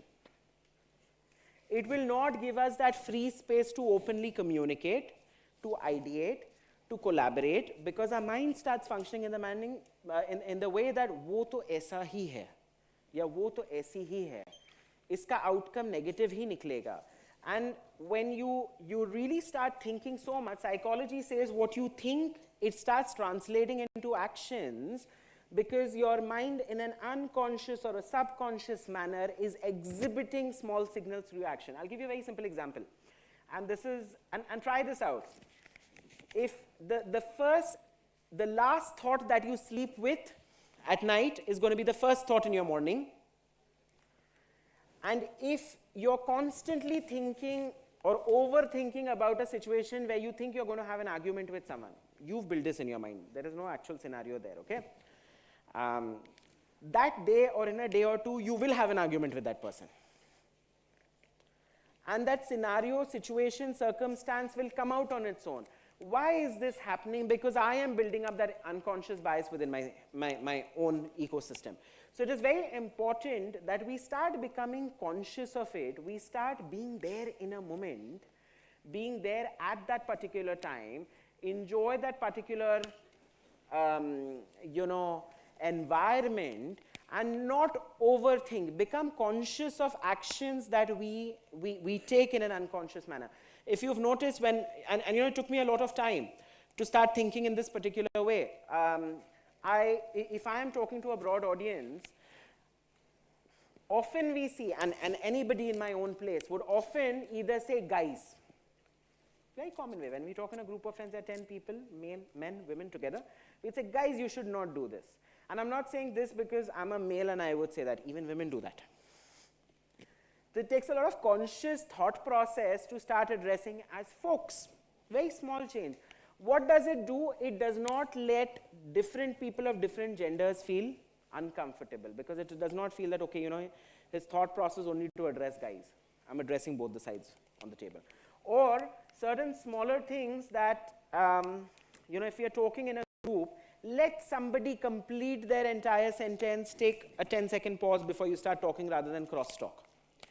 You know, even when we are with a group of friends, you do not, it often, and this is a very natural thing. Some people take it very lightheartedly and very happily. Some people take it a bit offensively and even feel upset. You know, if it's a group of 3 friends, it is always going to be 2 against 1. It's a very cute thing in reality when you're on the same level of mental, emotional maturity. But when you're not on that same level of mental and emotional maturity, the person who's getting roasted is going to get offended, and then you'll take another 6 hours to convince that, array, it was not serious, it was not intended to be. See, again, that's also an example of how do you try and become conscious of it, and do things till a point of time it's funny, but the moment it starts becoming offensive, you start moving to the other end or your safe zone. So these are a few strategies or few practical tips that you can keep in mind when you try and develop a thought process of inclusivity. And trust me, it really changes your mindset. It opens up your thought process when you want to innovate and create. It also brings you a lot of positivity when you engage with people, be it with your peers, with your juniors, with your seniors. People look forward for engaging with someone who's coming with that open, inclusive mindset rather than with a closed mindset. And with that, I quite believe, you know, from this audience, which is advanced in their thinking, their maturity, find in that 1 or 2 personal things that you may want to do or incorporate in your own communication styles, your thought process, your own leadership, be it in your own groups, in your classrooms, in your future roles, how to become good, inclusive leaders. The moment you start thinking about it, that you are a leader, trust me, over a period of time, you will develop yourself and be there. You know, everything around D&I starts with you. Be your authentic self, be unapologetically you. And with that, I would like to open up to questions. If you've got any specific questions, scenario, would love to answer that. Can we have a mic in the audience in case for questions? Anyone? Question?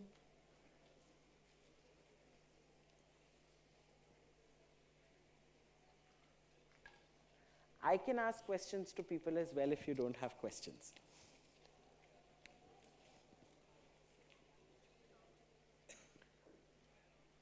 Okay, my first question. In Sri Balaji University, in your classrooms, you all learn about so many different things. You learn about HR practices, you learn about marketing, you've been learning about analytics and so on. When we talk about inclusivity, name one faculty member who you think is most inclusive, and what is the best thing you like about them? Anyone. And we can have different people talk about different faculty members. Raise of hands, anyone? Okay, we've got 2 people here, we'll go one by one each. Okay, we've got a mic coming to you as well.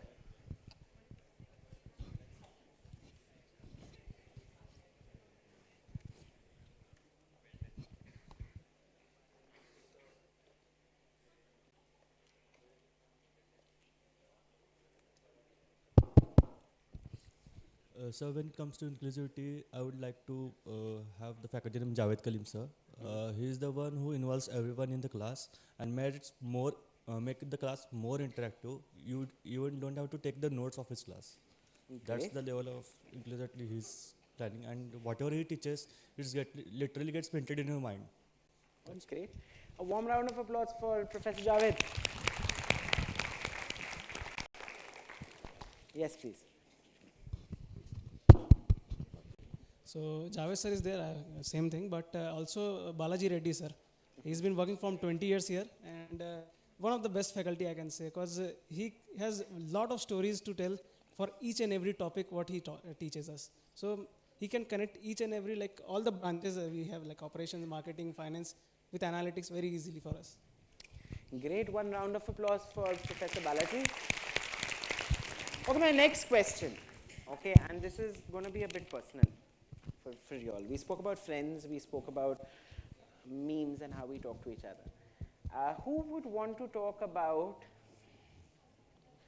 their most inclusive friend, and what is that one quality? And that quality can be very irrational quality as well. It could also be something related to very typical funny memes coming in or reels. Does that friend do in terms of inclusivity? Anyone? Let's appreciate someone, let's make someone's day. One friend of yours. Come on, it's a good way to, you know, show love and care for your friends as well. I'm sure they'd love it. Anyone? Ladies? Nobody likes their friends? How is it possible? Okay, let's make this funny. One thing, one personality trait about that best friend of yours that makes you feel connected to them. Let's make it easy. Anyone? Ladies, anything from your, yes, please?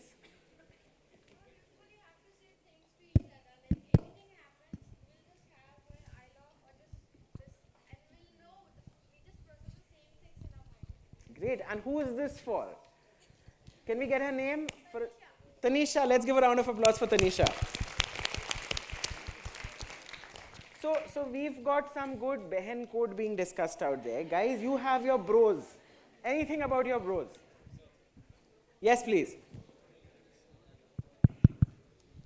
I have a friend who, even after we don't talk for about 6 months, we will pick up the topic exactly where we left it off. And it's a friend from school. Oh, great. And what's his name? Arman Samir Rizvi. Okay, so let's give a round of applause for Arman. Let's take one last question before we wrap, and we listen and we don't judge. A couple of us who would like to share one habit, one trait in us that may not be very inclusive, and we've recognized that, and we are ready to work on it and change. Anyone? Something that we know is not very inclusive, and we are bold enough to accept it and want to change. Yes, please, ma'am.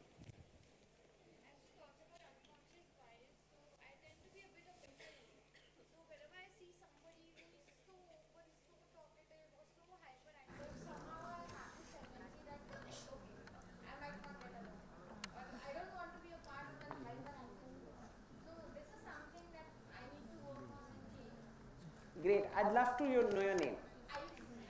A warm round of applause for Ayushi. This takes a lot of strength and being bold, being introvert as well, to accept the trait so beautifully. Anybody else? We at least need 3 to 4 people who are ready to embrace a challenge. Anybody else?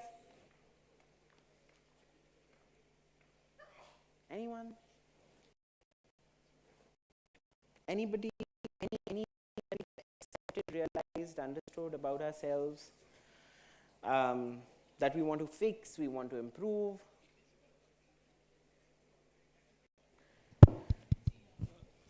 Okay. Yes, please. Sir. Sir. Yes. Can you rephrase your question once again? One trait or one personality behavioral challenge that you think is not inclusive about you, and you really want to work to improve that. Like usually, being from Gen Z, I don't like Gen Z terms and I don't even remember what are they. But to fit into society, I have to learn that. Great. This is also good. Adarsh. Warm round of applause for Adarsh. One third person. Yes, please. Yes, please. So you mentioned about the practical tips that we can apply in order to reduce that bias.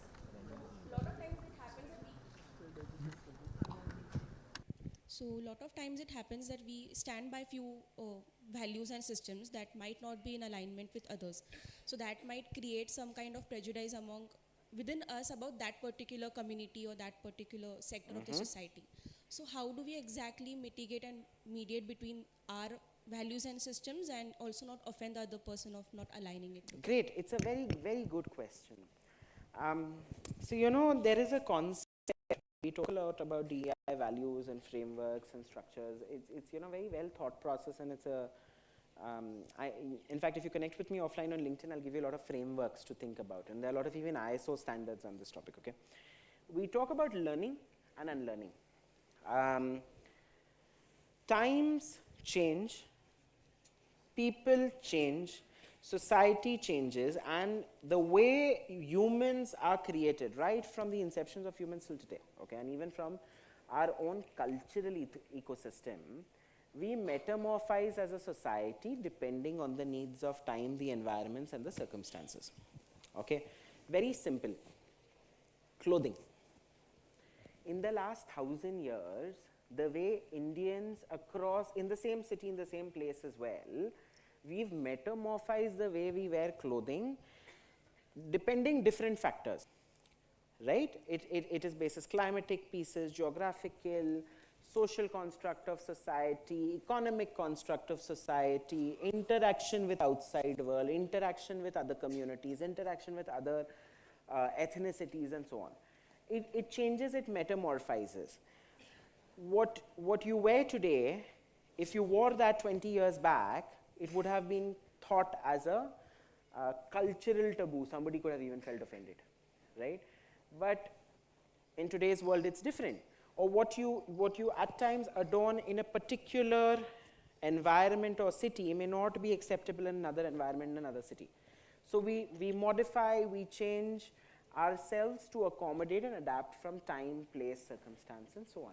But that's exactly the case. So what are we doing? You know, we are learning and we are unlearning. We are playing that balance card. It is not changing me as an individual. My clothing is going to be suitable to the occasion.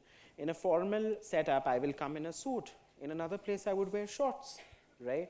If I had to wear shorts and come and stand out here on the podium and talk as a keynote speaker, it would be offensive.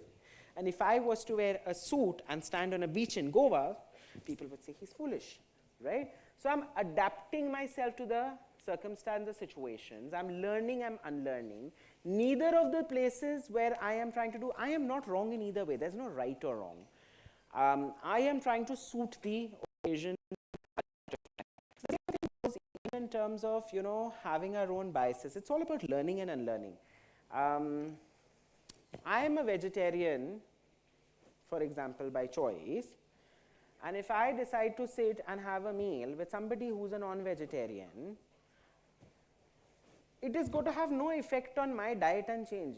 What has to go in my system, only that is going to go in my system, because that's my choice. What has to go in his or her system is only going to go basis their choice. Why should that offend me? A very simple question. That offensiveness is coming in because I am overthinking about it. What you eat is your choice, what I eat is my choice. We can yet be best of friends. We can yet be colleagues. We can yet respect each other. What you decide to wear and what I decide to wear, this is an individualistic choice. Why should it matter to me? If you have long hair and I have short hair, why should it matter to me? It is not disturbing my own self. Now, the important crux of the story out there is how much of peace I have within myself and how much of maturity that I build within myself, that I am okay with diverse perspectives coexisting, because I am open to understand and realize that whatever somebody else does, it does not impact my belief system and value system. I can have a different value system and a belief system. You can have a different value system and a belief system. We are living in a world that we are required to interact with people of different races and ethnicities and country of origin as well. For example, I have colleagues who are based out of Germany and Italy and Russia who may have a different accent to mine. Do I find their accent hilarious? Or do I say that it is their dialect?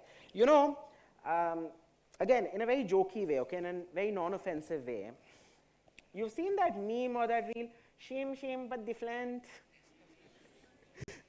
good boys go to heaven, bad boys go to Bangkok, right? We find that amusing, but we don't find it different and offensive. We don't find it in the way that there is something that's derogatory about their accent. Because if we find their accent derogatory because they're apart from a different dialect that they are using culturally, they may find our accent very different, right? But that is that maturity that we have to build in. That my value system cannot be shaken by somebody else's belief system.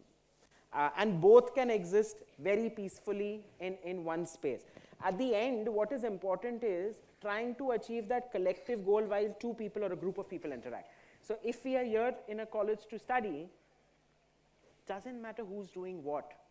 I'm here to study. I'm here to gain knowledge. Different value systems can really thrive together very well as long as I'm coming with that intent for gaining knowledge and thrive together. So that's it. I hope I answered your question. Any last questions before we close and I hand back the podium? Great. So thank you very much for being a wonderful audience. Hope to see you all soon. God bless. Thank you, Mr. Ali, sir. It was wonderful having you with us. Your insights are valuable and helpful for all of us. Now, I call upon Dr. Archana Srivastava, ma'am, Director BIMM, to felicitate the guest with a token of gratitude.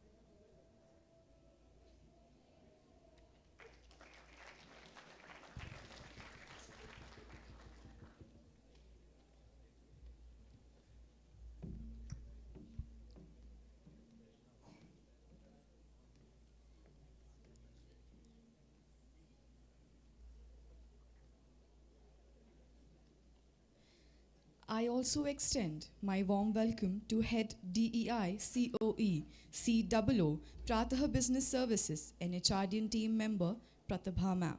अब देवियों और सज्जनों, आप सबके लिए एक छोटे से ब्रेक का समय है. कृपया ब्रेक का आनंद लें और समय पर उपस्थित हो अपनी जिम्मेदारी का पालन करें.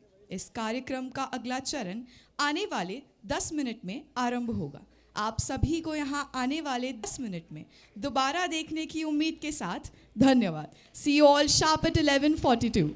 Thank you.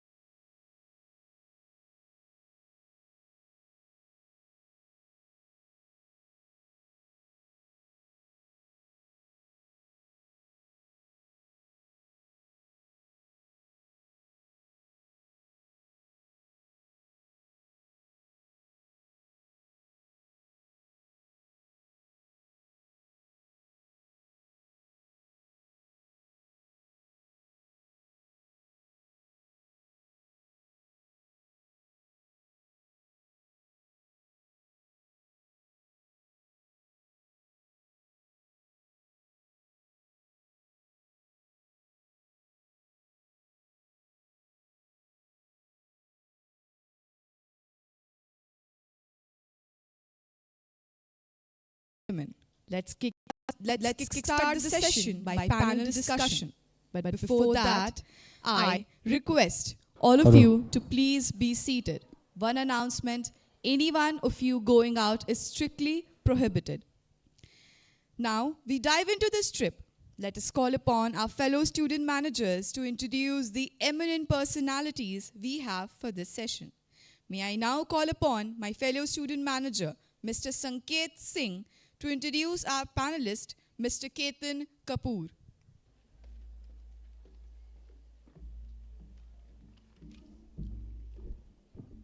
True inclusion is not about making room for others. It's about recognizing that every individual has a seat at the table, and their presence makes us all stronger. Good morning, ladies and gentlemen. I, Sanket Singh, Junior Student Manager, Sri Balaji University, Pune, is incredibly honored to welcome someone who exemplifies this truth in every way, Mr. Ketan Kapoor B. His life is a living testament to the power of resilience, compassion, and the relentless pursuit of equality. A globally ranked 5th DEIB subject matter expert, an activist, a community mobilizer, and the co-founder and principal consultant, SME DEIB. With multifold experiences as an advisor to the PMI Pune Deccan Chapter's CXO Club, a mentor with SL Entrepreneur Accelerator, and a contributor to the Skill Council for Persons with Disabilities. His work bridges industries, communities, and causes. His commitment to accessibility has earned him a national level award for universal design. And as a TEDx speaker, his story has inspired countless people. His work, which has touched the lives of more than 5,000 job seekers and over 1,000 employees, has always been driven by a singular mission: to ensure that diversity, equity, and inclusion are not just buzzwords, but lived experiences for everyone, particularly for the specially abled and the LGBTQ+ community. Ketan sir's life is not just a story of breaking barriers. It's about building bridges, connecting people, and creating spaces where everyone belongs.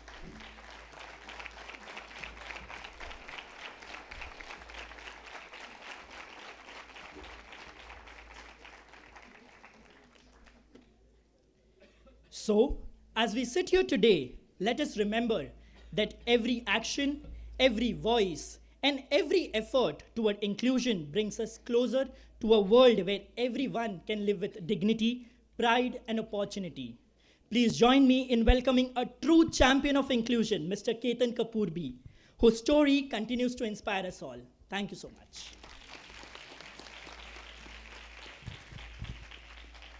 Thank you, Sanket. I now request Dr. Tambuskar to welcome the guest.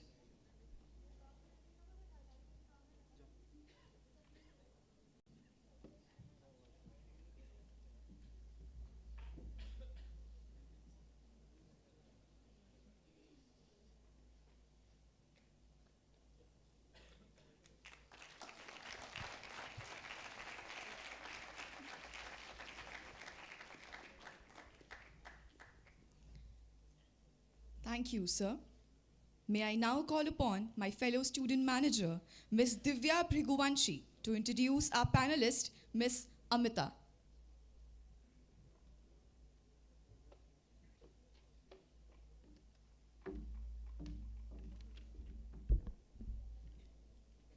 Some journeys redefine not just the traveler, but the path itself. Good morning, ladies and gentlemen. I, Divya Bhriguvanshi, Junior Student Manager, Sri Balaji University, Pune, have the honor of welcoming a trailblazer, a visionary, and a beacon of hope, Ms. Amita Kadar-Khedkar. Amita's story is one of resilience, transformation, and authenticity. From a caterpillar cocooned by societal norms to a butterfly soaring as a true self, she has embraced her journey of gender transition with unmatched courage. But ma'am is much more than her story. She is a force for change, a voice for inclusion, and a champion for equity.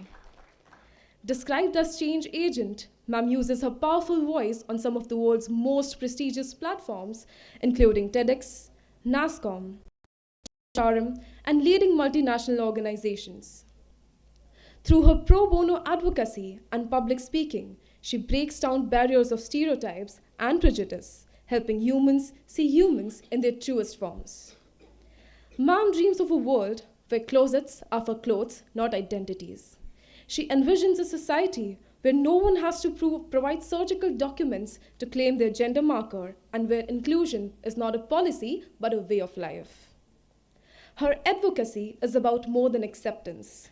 It is about creating systems where equal opportunity and equity thrive naturally. Beyond her activism, Ma'am is a powerhouse of professional excellence. With a stellar tenure at Citi, she leads quality engineering in lending, wealth, and investment technologies, driving innovation and systems that blend technology with inclusivity. As the site head for Wealth QE and co-chair of the Citi India Pride Affinity Network, she has redefined leadership by harmonizing technical brilliance with a commitment to humanity. Her accolades, including the LGBT plus Trailblazer of the Year award, reflect her profound impact on the world. Ma'am humbly credits her tribe and her incredible parents for being her unwavering pillars of strength. So ladies and gentlemen, please join me in welcoming Miss Amita Karad Khedkar, a technologist, an activist, and above all, a catalyst for the inclusive world we all aspire to build.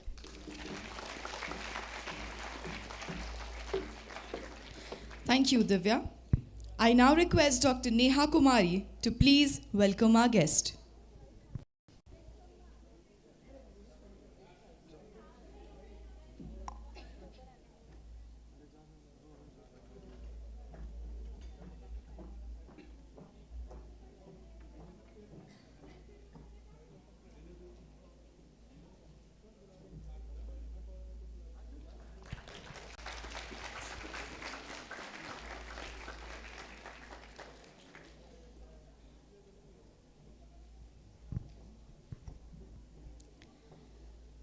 Thank you, ma'am. May I now call upon my fellow student manager, Mr. Asmit Tiwari, to introduce our panelist, Ms. Shuchita.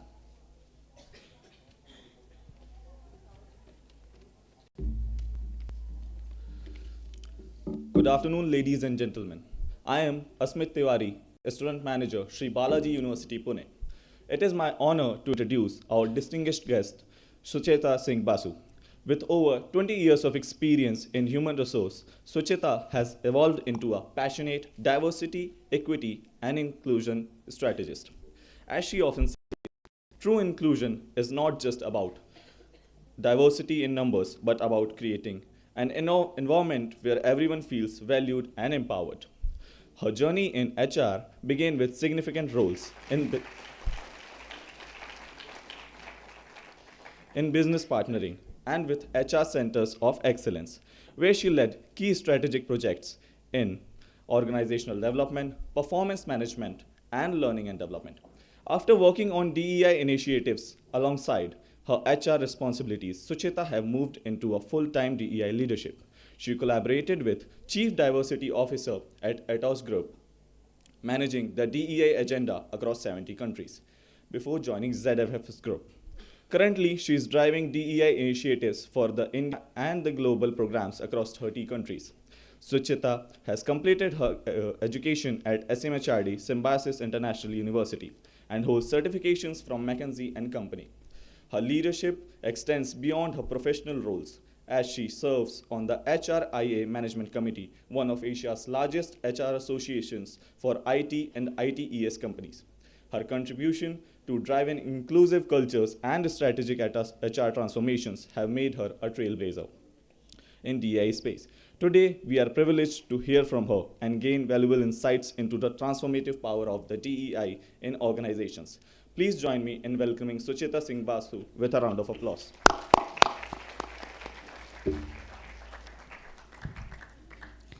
Thank you, Asmit. I now request Dr. Pallavi Kudal to welcome our guest.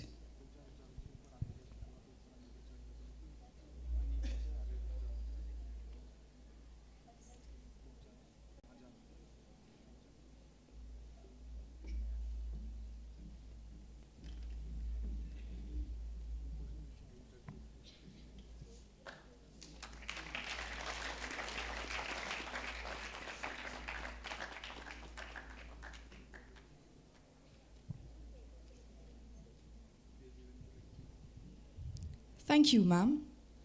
Now I request Dr. Neha Kumari, Assistant Professor at SBUP, an author, a public speaker, researcher, NHRDN SBUP, Student Pune Chapter Faculty Mentor, and PhD from IIT ISM Dhanbad, and today's mentor to please come on the stage.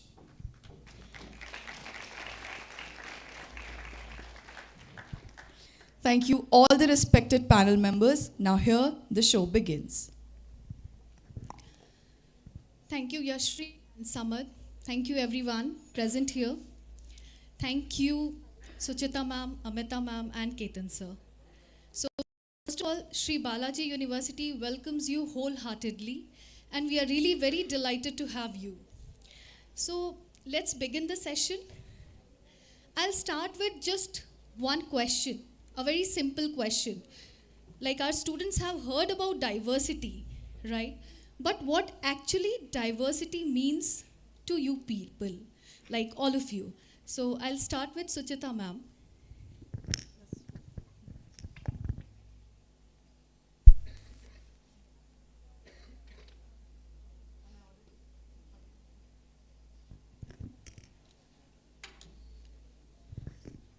So diversity is a fact, it exists. All of us are different, we are unique as individuals.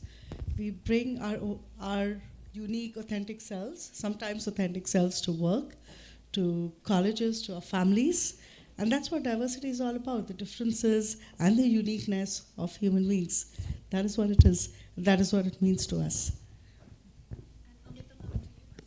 Okay. Before that, a very good afternoon now, right?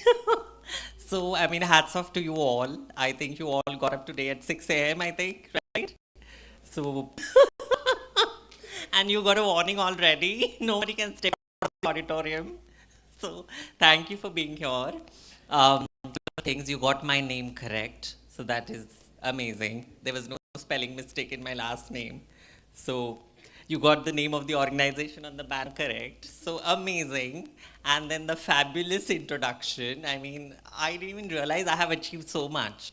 So thank you for making my day. And then I got to see somebody in person today. So there is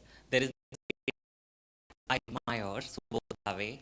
And then singer, one of the best singers in classical space, Mahesh Kale. I got to see him today. So thank you so much for this esteemed institution and this opportunity where I'm able to have a conversation with you all, because this is where I borrow energy from. Otherwise, the life is very monotonous.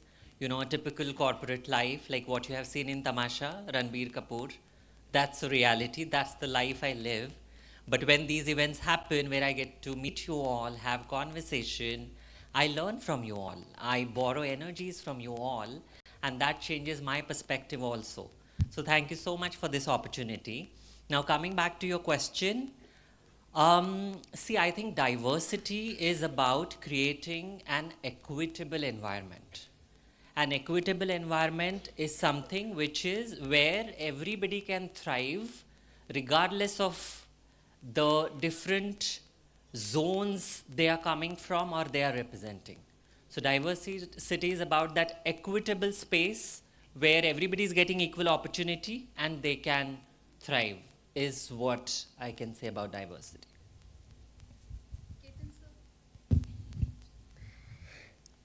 Very good noon to all, and thank you for having me, especially Neha, thanks a lot to your institution. And before I address your question in a larger interest of time, very shortly, I just want to know all the students, how's the Josh? How's the Josh? How's the Josh? Stick around with that. Anyways, so for me, it's very simple when it comes to diversity, and my answers will be not very traditional. I will not say very diverse. But for me, diversity is like you and I, everybody. When there's no barrier, there's no conscious biases. When we can understand to each other, to our capacity as a human, without having the traditional mindsets. Because I always say this, and I say on many platforms, We are all a product of a journey, and our journey sometimes doesn't consciously accommodate a lot of diversity around us. But when we do that, when we try to put down our unconscious cognitive biases, as I call, there is a diversity of everything around us. And within our family, if you look at our families, our uncle, our aunts, our nephew, our grandparents, we are already somewhere diverse. I mean, in this auditorium, I can say many people from many part of India, with a diverse taste, with diverse. I was asking one of the students that what do you like in your canteen, and everybody came with a different answer, and that is diversity. And that's what, when we culture it, when we embrace it, we become what we are, and a more diverse product. Thank you. Thank you for the answer. So, Ketan sir, again I'll start with you. That you have achieved a lot in such a short span of time. So, I just want, the significant milestones which you achieved. What actually was your personal journey? What were your experiences? Because I really want our students to resonate what you actually state. Okay, thank you for your question, firstly. And see, when you, and I take this liberty in a way today on this platform and take a semi-confession. When you yourself belong to a minority part of the society, it's like a twin blade sword. Some people say it comes in a package. Okay, you have reached a particular stage because you yourself resonate to a larger part of the minority part of the society. It comes, but if it is true, which is part of the true, it comes organically to me to be sensitive, to understand a few parameters for the minority part of society. But at the same time, there's a very famous saying: minority part of the society to rise in life, they have to raise the bar. No. They don't raise the bar. They have to create a bar. And they have to lift up to that bar. In my own personal journey, if I may say, in very short, I always believe in something. And I'll put it in a lighter note and make my answer very crisp. When somebody tells you, will you be able to do it or you can't do it, if you hear this, trust me, and this is all the message to the students, and somebody say you can't do it, I can hardly do it double and show it. And that's what has worked for me. Whenever I try to create something or try to bring something best of me, I try to do double. And that has been able to amplify my reach in my D&I journey. That's been helped me to achieve whatever I could do in a lesser time. And trust me, it's not a rocket science. It's how you narrow down your approach, and that works in the large. And trust me, we all have that capacity. Thank you. So now the question to Suchita ma'am, you, that what are some measurable benefits organizations actually have when they fostered the culture of belonging? Right. Yeah. So, the obvious one is a positive people culture. So in the sense, high engagement, retention, productivity, your employees know that they are seen, they are noticed, and this is all necessary ingredients for a creative and innovative organization. And today, there's a greater need for organizations not only to make use of the technological advancement, but also the kind of business scenario that we exist in. It is very important for organizations to be able to be creative, to be able to change mindsets and perspectives very quickly. Because anything that you have planned for till last month can change overnight, right? So that is one of the, the most obvious benefits, obviously. Second thing is financial performance. So, there is an established correlation between organizations which are diverse and have inclusive cultures and are also deliver strongly from the financial performance perspective, in the sense that they have a higher top line and all of that. But the causality, the research is still not out yet, research which you can refer to. No one really knows what causes that, but if you look at organizations which are doing well financially, I was on a call, on a webinar I was attending a few weeks and they were showing us the diversity of boards across different regions of the world. And can anyone take a guess on, when I say regions, what I mean is, okay, I'll tell you the name of the regions. You know, it's Americas, Asia Pacific, Scandinavian countries, the Nordic countries, European country, and so on. So can anyone take a wild guess on which of these regions would have more diverse boards? Any guesses? Sorry? America. Okay, good try. Anyone else? No, the most diverse boards were in Nordic countries. Companies which operate in Nordic countries had the most diverse boards. Nordic countries make bulk of the revenues operating outside those countries. Population is very low in most of the Nordic countries, right? Whether it's Sweden, Finland, Norway. And these countries have mega corporations which are minting money, and most of the revenues actually come from countries outside the Nordic countries.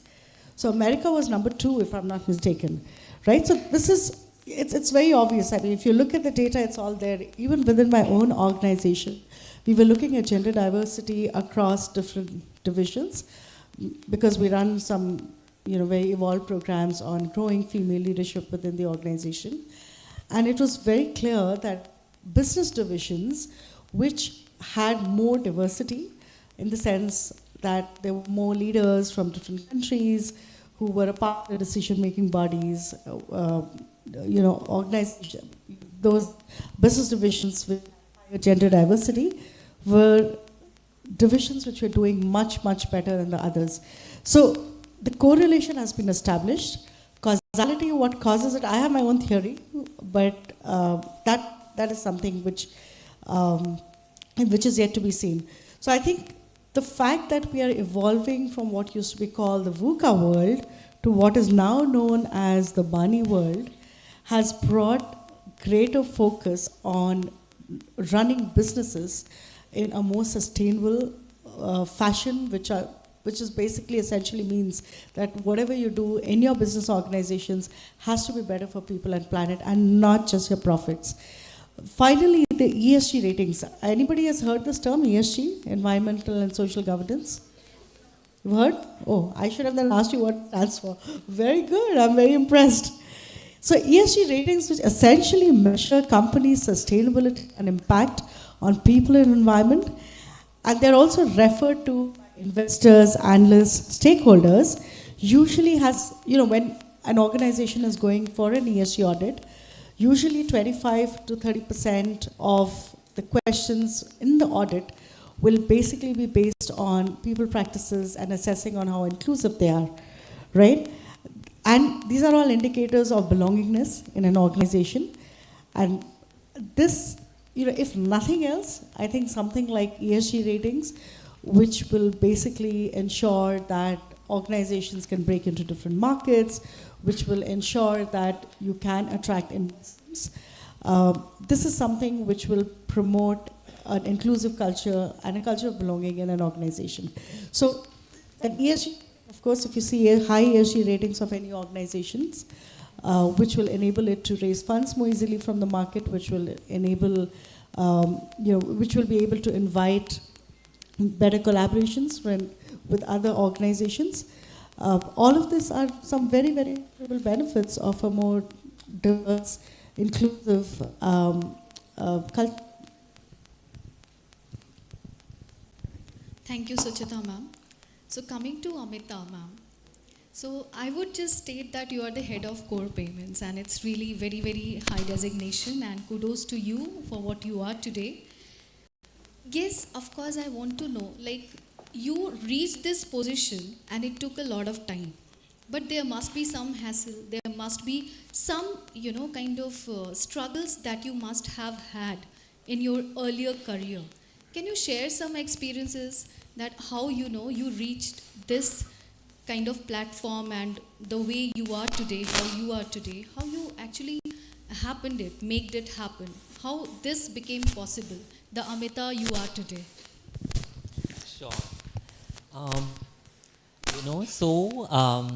I come from a small town, which is close to Pune, of course, 230 kilometers away from Pune. Some of you might be aware, Aurangabad.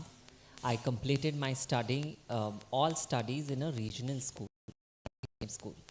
Okay, and of course, there was no off-campus drive in my engineering college. So that is where then you come to a city like Pune, where there are too many job opportunities and you start applying, right? So the cultural shift was the biggest first hurdle. So like imagine, some of you have done internships in in organizations, any one of you? You have been exposed to corporates, right? So maybe then you will be able to understand what I'm saying. There is a difference, cultural difference. When you are part of an educational institution and then you venture into employment sector, there is a difference. Is there some disturbance that you can call? Yeah. Okay. So this was another hurdle in my conversation. So yeah, so there is a difference in the education sector and the employment sector. So when you venture into the employment sector, that becomes the first hurdle where you need to groom yourself to adopt to the employment sector. Like for me, the first challenge, of course, was language. So when I got my first job, I couldn't even form one English sentence. And the brutal reality that we have, especially in India, somebody who can speak fluent English is considered to be knowledgeable and, you know, with super wisdom. That's the bias we live in even today. And that's the culture which I was exposed to. So even if I knew, I was hesitant to express because I couldn't form a grammatical correct sentence. And it was my own block that I was holding, that what if my fellow colleagues laugh at me? What if I'm perceived to be an incompetent person? And that is why I went into a shell.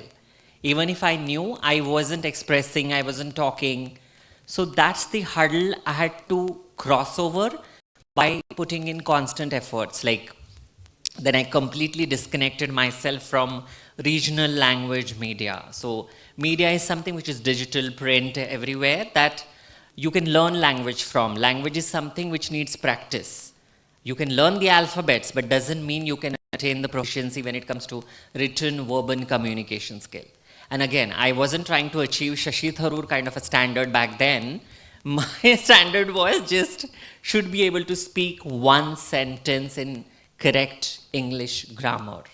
So then I stopped regional media completely, started watching English media, newspapers, started reading English newspapers, and that's how then the language training started. And then other hurdle becomes skill augmentation. You know, as you all can see, in any employment sector, unless you augment your skills, you won't be able to survive. And it's not a one-time activity. I mean, gone are the days which are, you know, in the government sector, unless you are in the government sector where your seniority, your age brings in promotion. Unless you are in that kind of a setup, your skills is something which will enable you to survive and which will enable you to thrive. So how does it work in corporates? Because a lot of you are going to be future leaders venturing into corporate. So let's say you are an entry-level professional. You need to see what is the next level that I'll be getting at. Okay? Now compare the skill gaps between these two, where you are and what is the next level. And then how can I bridge that skills gap? And that's where you can discuss that with your managers. That becomes your personal development plan. And skills are, I'm not necessarily talking about technical skills. When you are in a setup, there are these other skills also that you need to learn, which are non-technical also. As simple as, you know, like I said, communication skill, you know, storytelling skills, people management, team management skills. As your management students, you will be kind of leading, let's say, products, leading, you know, certain initiatives of the organization. So that is where the leadership skill come into picture. Strategy, right? And that skill set gap analysis can tell you, tum kitne pani mein ho, Hindi mein, where you stand and where you want to go, what is the gap, and accordingly you can make your PD plan. Similarly then, because I had aspirations, I wanted to grow, constant learning, I kept on analyzing the skill set gap, and I leveraged whatever, platforms that those were available to bridge that skill set gap. Another thing that I did is changing my jobs. I mean, it's again debatable. This is what I did, doesn't mean everybody needs to do it. I have come across individuals who have been in the organization for 32 years doing the same thing. But if you see now, this is my 5th organization. My experience so far has been in the banking sector, working with global banks on the traditional way of banking. And that's where then I thought, okay, it's time for me to switch to fintechs. Let's try to understand how the fintech ecosystem is. What is the difference between traditional bank and a fintech? And that's where very recently I made that career switch from banking to fintech. And this has been my driving factor, my appetite, how I wanted to keep myself going. Because personally, if I do something for a while, I get bored. And the stagnation hits me, and that is where, I start feeling suffocated. So I'm going to do something else. Not necessarily everybody else is like that. So what you need to do is, as you venture into employment sector, self-awareness, which is extremely important. You need to first analyze, what are you? Who are you? What kind of a personality you have? Are you something who likes to do one thing, keep on doing it differently, but keep on doing the same thing? Maybe how you do is different, but what you do is the same. Or are you that kind of a person who gets bored in some time and want to do something new? And I think all of you are Gen Zs, right? Nobody is Gen Alpha. So every generation comes with new set of challenges. Like baby boomers, the challenge was just to make babies. So they were busy with making babies only. Then millennials. For us, thankfully, technology wasn't a disruptor in a bad sense for us. It was an enabler, but for you as Gen Zs, technology is going to be a disruptor in a bad way for you. I'll give you a very simple example, which I was discussing in the morning when I was commuting to your institution.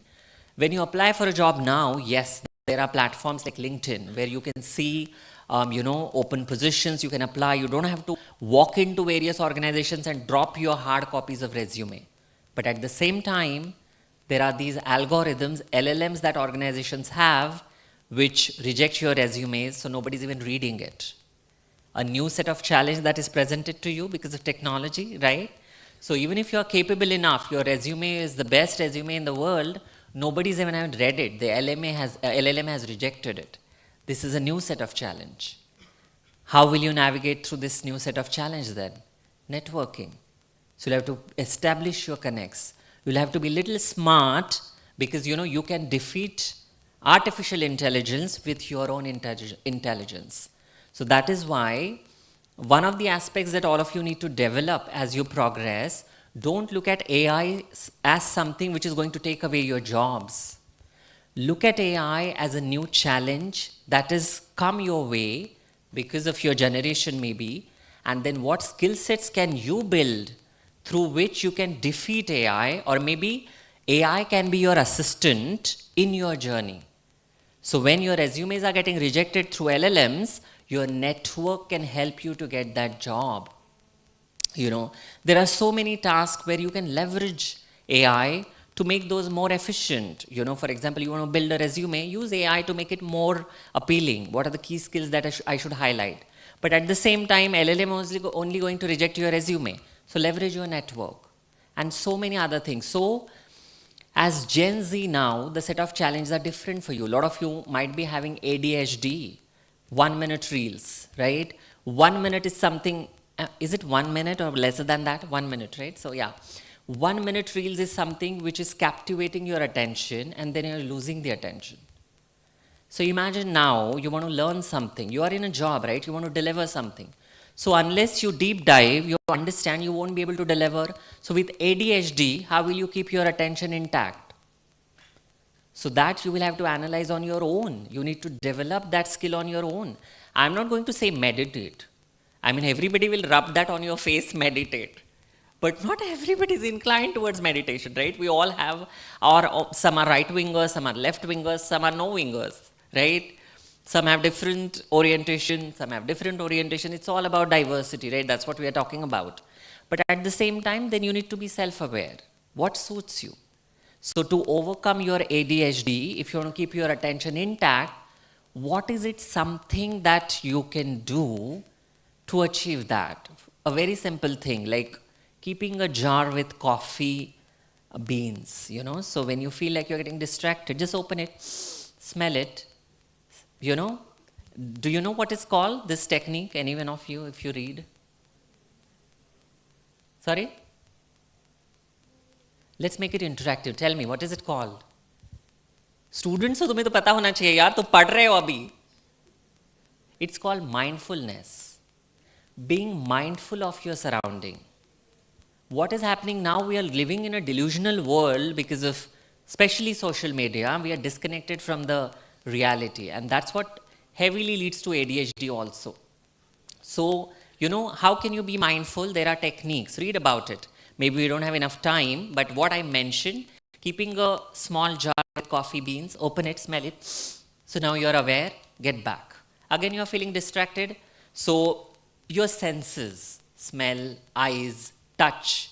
So carry a stress ball or something, you touch, you're again self-aware, get back. So you can overcome distraction. So all I'm trying to tell you all is, with Gen Zs now, you have new set of challenges. Yourself, you know, now you're exposed to authenticity, right? That is another challenge that you have. So a leader who will not accept you with your identity, you will not be comfortable to work in that setup. So now, do you have a backup plan? If no, that means you have to continue with your plan A. So how can you navigate with a leader like that? How can you put across your point without damaging your own plan, right? This is another skill, right? So all I'm trying to tell you is, understand what are the new challenges that have come Gen Z's way. Try to develop your techniques. How can you navigate those? Because that will definitely help you not just venture into the employment sector, but also survive and thrive. I guess it was a very long answer, but I just couldn't hold myself back. No issues, Amita. It's fine. So this is, I'll think that, you know, because of some time constraint, we'll take this as a last question, and I'll start with Ketan sir. Sir, the question is exclusively for our students. Like, how, you know, like, can you please share your views, your ideas, and all, and also your constructive suggestions to them, that how they should value their colleagues, their friends who are actually, you know, ably challenged or gender diverse or in a different diverse area, and how they should inculcate this inclusive leadership in them.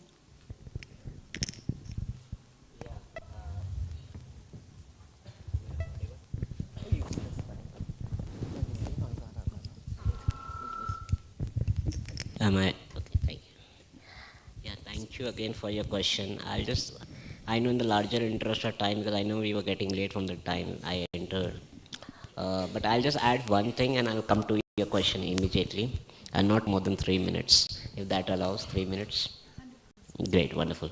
But some things, thanks to Amita, she took me a memory lane, and I'll just share one of my experience when she mentioned about language, English. I tell you one of my examples, because my initial days of my education was not in a conventional student pattern, because children are very playful by nature, and due to my kind of a disability or health condition, it was not wise for me to be in a classroom where the children are jumping on each other. So I used to go only for my examinations. Though I did my school from traditional schools. My first school was Vidya Bhavan, then NCL, and going on and on. But I remember there was an incident, because I was not a conventional student from a nice academic. So I remember being from not part of the society. My English was not that great, but not bad also. But there was an incident I share with you, because luckily Amita shared her experience. I remember few children were playing in the ground and I was seeing them from a distance. And something got into me and said, today I'll try to build a sentence. And in that process, I happened to address a sister as a daughter. So I mentioned my friend, hey, your daughter is calling you. And that, so everybody laughed. Then I realized there's something, a shortcoming I'm having. And from that day onward, I started in a typical fashion, but I'm a more later product. I'm a very early 80s product. So that time we didn't have a media or something very great to our extent and disposal, which should be influencer. So I started in my room in the afternoons, put my legs on the wall and create my sentences. And to speak with one of the occasions, my mother told my father, I don't know, he's talking to himself. But the whole process was simple, to elevate, process with your own ease, because attaching to your questions, if you're not comfortable with your own existence, with your own demerits, you cannot be a person who can ever perform as an individual within the family, outside in professional life. You have to be firstly comfortable with your skin. Primary. Leadership is a very big thing. And for me, leadership is, if I break the word as it is, leader and ship. So the person who leads the ship is somebody who has to understand that if you're talking about being a leader in your future life, a promising leader that too, you have to be firstly, I say, correctly diverse. But before that, you have to be very, very comfortable with your skin. And you might be a diversity to somebody else. Could be your age, could be your color, could be your skin, could be your thought process, could be your attitude, could be anything else. A Gen Z might not behave like a Gen Z. He might be an odd man in the crowd for his own people. He might be diverse. He might be having a retro kind of thought process. He must be derived. So, but when you become a leader, and you want to be inclusive leader, which we are today talking about, you have to understand a leadership, to lead that ship, you cannot be dictator, is a very strong word, sorry I'm using it, but you have to be demographically correct.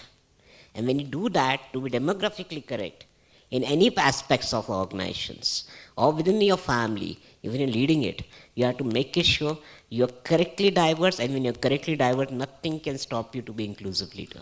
I hope I answered. Thank you. Amita, the same question to you. The same question. We have to you. time. Yeah. उनको भी तो पूछने दो कुछ question. तो at least you share some of your experiences. Like कुछ तो उनको आप suggestion दो. That how actually they will be that much capable to be inclusive, whoever the person is, like irrespective of their ably challenged personality or gender diverse personality. Because these people are not very much, open to that.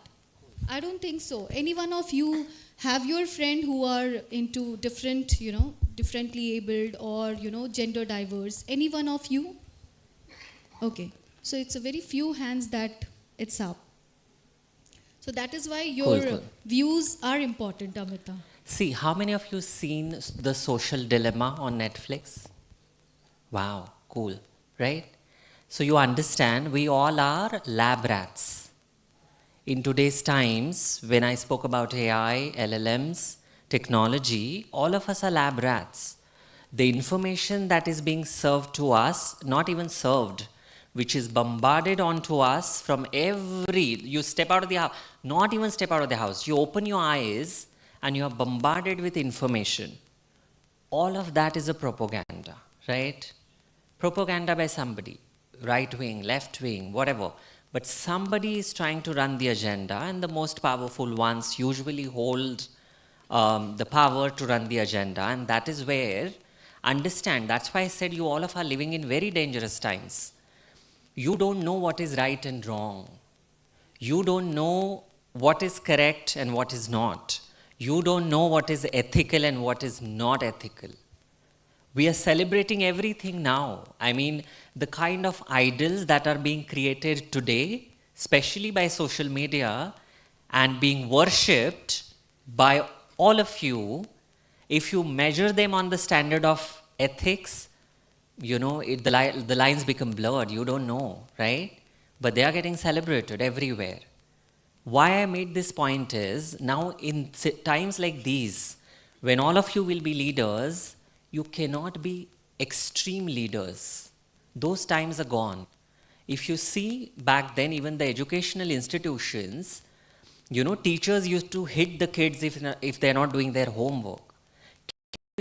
Happening now in India, in cities, forget about tier 2, tier 3 cities, no, right? Similarly, when you talk about employment sector, corporate sector, and being a leader in the corporate sector, and there is a difference between a manager and a leader.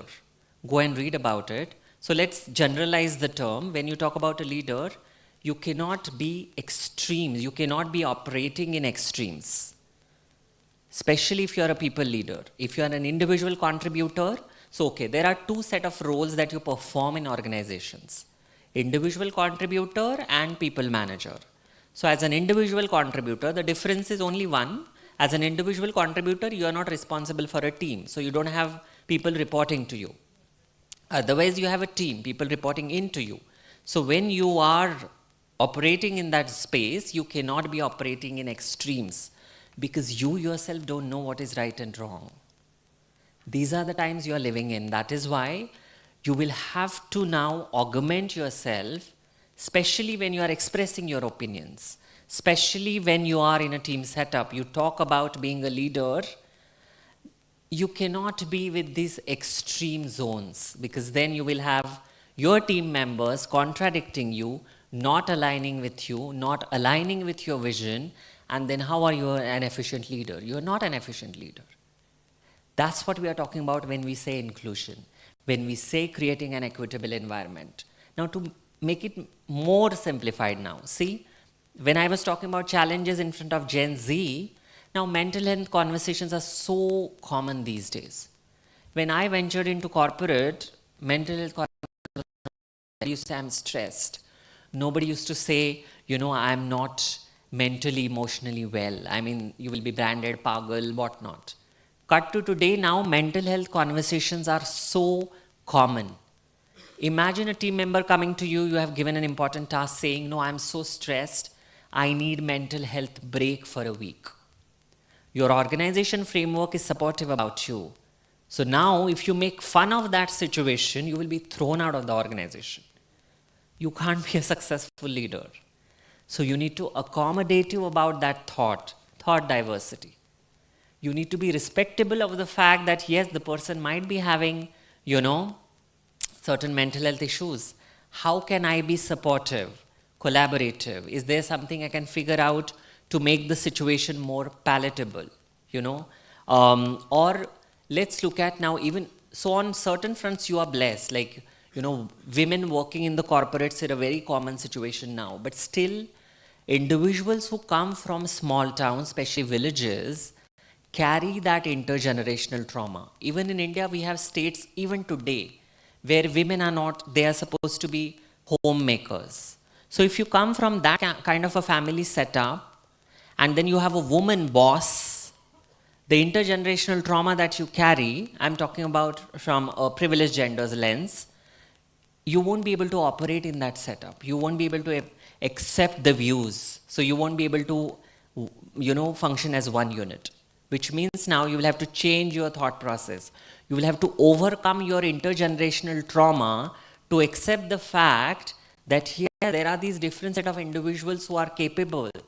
All I need to do is rise above my own biases, rise above my own prejudices. If I don't do that, then forget about leading a team. I won't be able to even be a part of the team, right? Now, there is also other term which is there in the corporate. That's called introverts. I'm sure. How many of you are introverts? Right? So you're self-aware that you're introverts, right? Similarly, in your team, there will be introverts and you delegate a task to that person, arrange an activity like this. You need to forefront it. You need to compare it. You need to talk.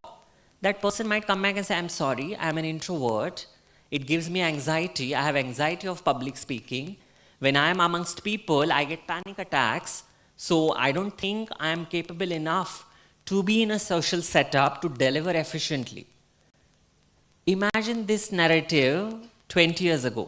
पागल है क्या, क्या बकवास कर रही है, कर रहे हैं, चुपचाप से काम दिया कर, just do it, right?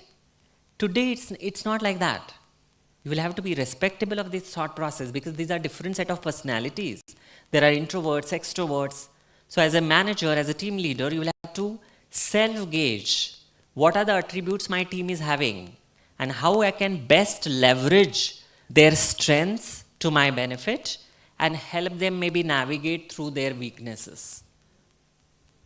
And because you are management students, a lot of you, these are certain skills maybe the books will not teach you. Because like I said, there is always this gap, there will be gap between the education sector and the employment sector. We can't do anything about it because there are various procedural gates which the syllabus has to go through. So bridging that gap is not a quick effort. But what all of you can do in your personal capacity, how can you network, finding your tribe? So if you want to get a job, what I can do differently, how can I build my network? How can I talk to people? How can I understand those skills which are aligned with the current job market and how can I acquire those? And this onus heavily lies on each one of you individually. Because like I said, technology is there at your disposal. You need to now decide how you want to leverage it. Thank you. So, thank you, Suchita ma'am, Amita and Ketan sir. Wonderful having you all. So now I'll just request students to ask questions if they have any, and of course they must be having.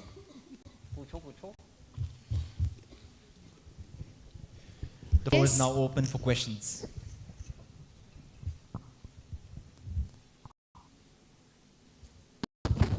And see, don't hesitate. I think it's a safe zone. So you can ask questions. If you're uncomfortable answering, we'll say so. Ask questions, whatever you want to know.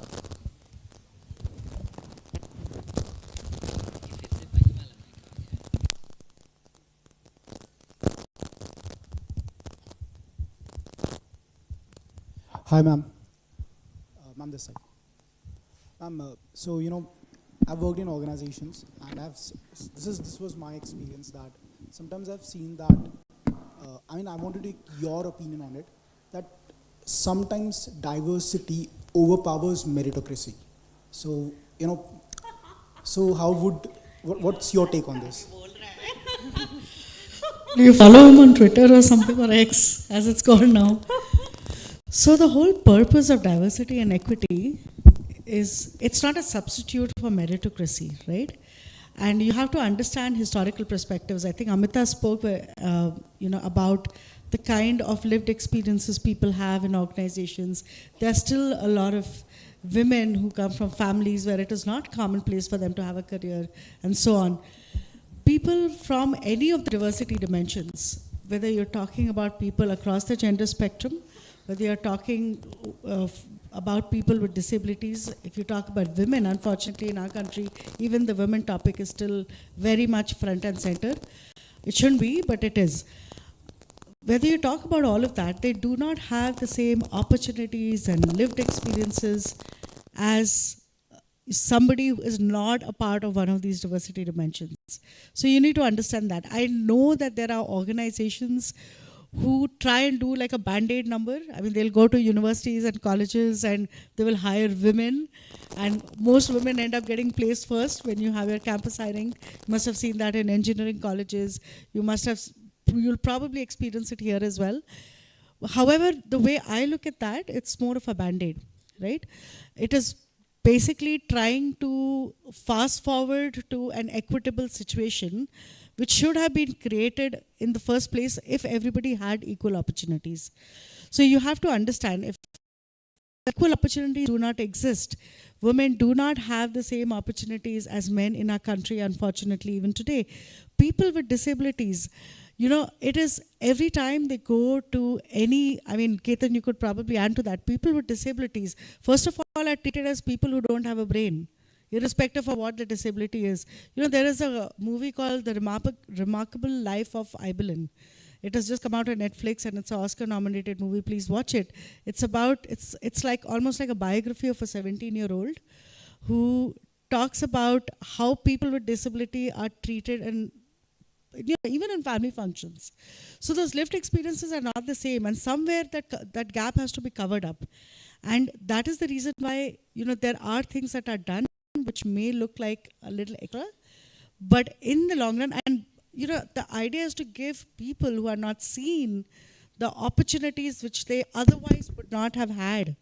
Okay, you spoke about networking also, Amita, right? So the reason why Amita also spoke about networking is it is not something which women do a lot, especially once they get married and have children. So women talk a lot about networking these days. There are organizations which intentionally create women networks because they do not do this on their own. That is not the case with men. For a bunch of men working in an organization, it is very common to go out for, to go out for drinks on a Friday evening or something like that, where women are automatically not included. If they're, a lot of them are married, they have kids, all of that. They cannot be a part of all of that. So there are a lot of actions that organizations take today to make sure that everyone, the playing field is being leveled for everyone. So some of those actions might come across as, meritocracy being diluted or something, but that is not the case. And it is very sad that you think like that, I feel. I'll give you a homework, okay? Chalo, let me wear the professor hat, even if I'm not. Okay, all of you, and book लेने की भी ज़रूरत नहीं है. If you put it in chat GPT, it will give you the synopsis. I'm making your lives even easier. So there is a book, okay? Exposing Data Bias in a World Designed by Men, by Caroline Perez. Okay? Please, this will help you in your professional journeys also. And like I said, you don't have to even buy the book. Just ask for the synopsis, chat GPT will give you. Now, what Suchita mentioned is the socialist kind of a perspective on your question. Now, an Elon Musk or Donald Trump will not accept the socialist narrative because they are capitalists, right? So let's look at the capitalist narrative of the question. Capitalism is all about profit, right? Some of you will have your own organizations, work on products, you will try to sell the product. How will you measure the success of the product? Profit, balance sheets. So if the product is viable, making money, you will call the product a success, capitalist mindset. Read the book, you will understand. When the first car safety airbags were launched, it was a product failure. Why? What do you think? Sorry? Huh? No, so it couldn't protect petite, conventionally womanly bodies because men got together, usually they are bigger, right? So just did the product, tested on themselves, launched it. And then they realized, oh, it's only protecting bigger bodies. It's not protecting tinier bodies. Product failed. Google Maps, all of you use, right? So when the Google Maps was launched, it had only fastest route feature. It didn't have a safest route feature. So if let's say today I wanted to start from Kharadi at 5 a.m., for me fastest route was not a concern, safest route was. But I was discounted. Nobody thought about it when they built the product. Similarly, there are so many examples. Face recognition system failed to recognize black people. It branded black people as gorillas because only white people got together and built the product, right? Similarly, voice recognition system, it could detect only certain type of voices, not all voices, which means when the product was launched, it was a failure, right? So you think the product could make profit? It could reach the consumer base that it is intended for? No. It reached only a section of the consumers, and then you made losses on so many other aspects of your own consumer base. So as a capitalist, why do you want to do that? Don't you want your product to cater to everybody which is there in the consumer base? You can't segmentize the consumer base just based on one aspect of their identity and discount them. This is against your capitalist mindset, right? That is where inclusion comes into picture. That is why you need to have this different set of representation based on lived experiences. I'm not talking about labels. Let's leave labels aside. Lived experiences, get them into your product life cycle so that you will understand your consumers better. That is how your product will be holistic, catering to the entire society, and you will make profit. Simple. Yeah, sorry, I didn't get capture your name. What is his name? Gaurav. So I will answer your question in your own ways, if you allow me, with your permission. Who all in your family? So what is meritocracy here? So some privileges, some benefits are good, not because I'm saying so. Sometimes when you increase whatever diversity, the way you raise the standards for competition, being a traditional part of the society or the male part of the society, is good. What increases is the way you compete, how you look into it. And the most beautiful part is when you derive your own strength out of it on your merits, the meritocracy will never be seen. And that's the beauty of our diversity, because you'll be having some diversity which you might explore in that process. From a traditional setup point of view, I'm saying. Again, it's a very big subject. Already Amita and Sushita have already said very beautiful things about it. I'll not go, but I'll take a one point which she said on the capitalist part. You have to understand, today's minority would be tomorrow's majority. If you look in the books of history, from Black American movement to Ambedkar movement in India, there was time to lift up kind of a diversity was required to add a value to the industrial 2.0 to the industry 3.0, 4.0. And that's how the meritocracy is a state of mind.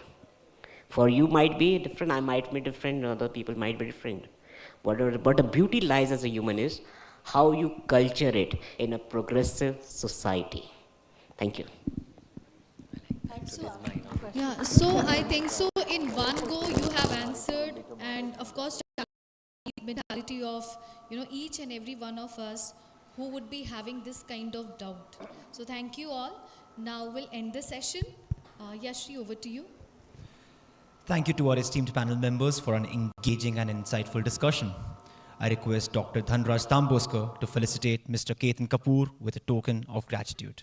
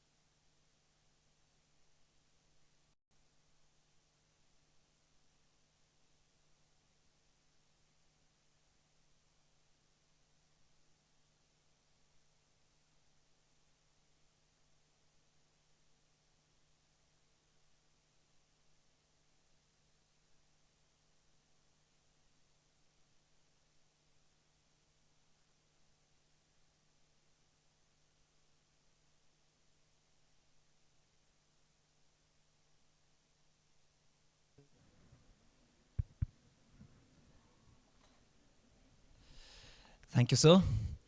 I request Dr. Pallavi Kudal to felicitate Ms. Amita with a token of gratitude.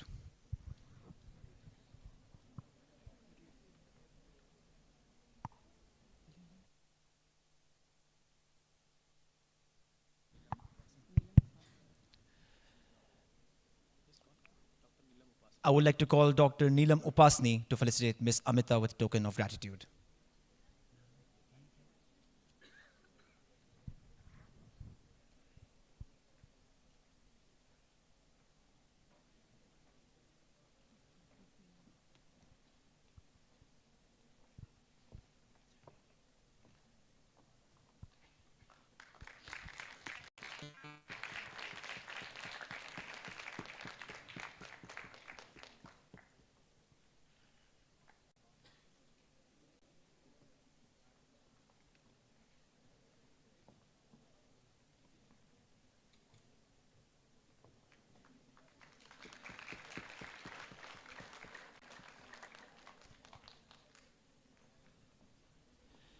Thank you, ma'am. I request Dr. Neha Kumari, the moderator, to felicitate Ms. Shushita with a token of gratitude.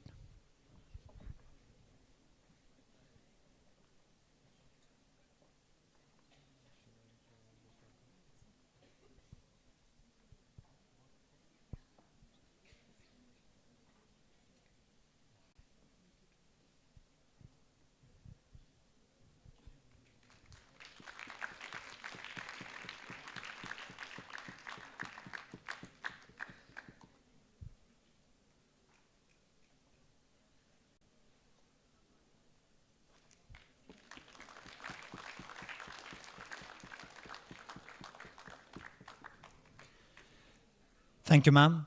Thank you all the dignitaries. Once again, a heartily thanks to all the dignitaries on and off the dais. Now I request our fellow student manager, Mr. Gaurav Dwivedi, to introduce our guest, Ms. Shweta Mantri.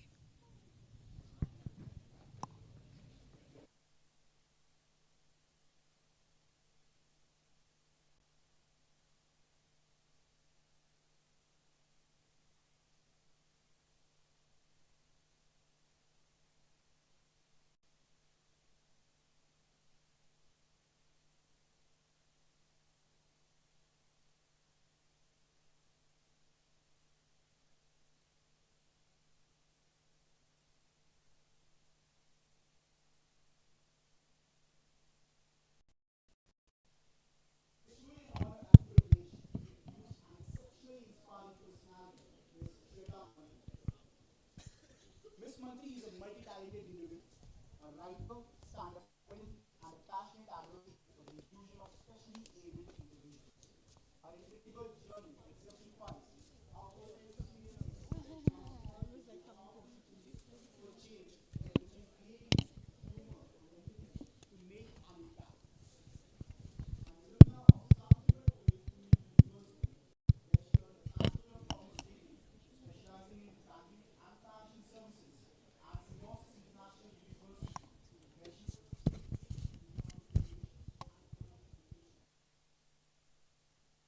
Mantri has seamlessly integrated her academic achievements with her passion for storytelling and advocacy. With over 13 years of professional experience, Ms. Mantri has excelled in roles spanning media and communications, content creation, and social initiatives. She has made remarkable contribution as a content and feature writer, communications leader, and a pioneer member of Give Some Space, an initiative dedicated to promoting workforce inclusion for the specially abled. For the past 7 years, she has graced stages across the country, using her performances to entertain while challenging societal perceptions and breaking stereotypes. Ms. Mantri's story is a testament to the power of persistence, humor, compassion in overcoming toughest barriers. Her journey inspires us all to embrace challenges with courage and determination. Ladies and gentlemen, please join me in extending a warm, enthusiastic welcome to Ms. Shweta Mantri, a storyteller, a change maker, and a true beacon of perseverance and success. The stage awaits your magic, ma'am.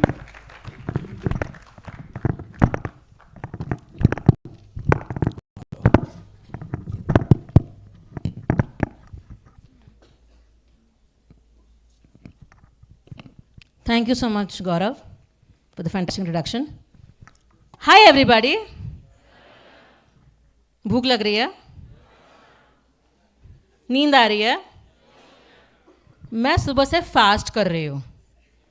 अगर कोई नहीं हंसा है ना.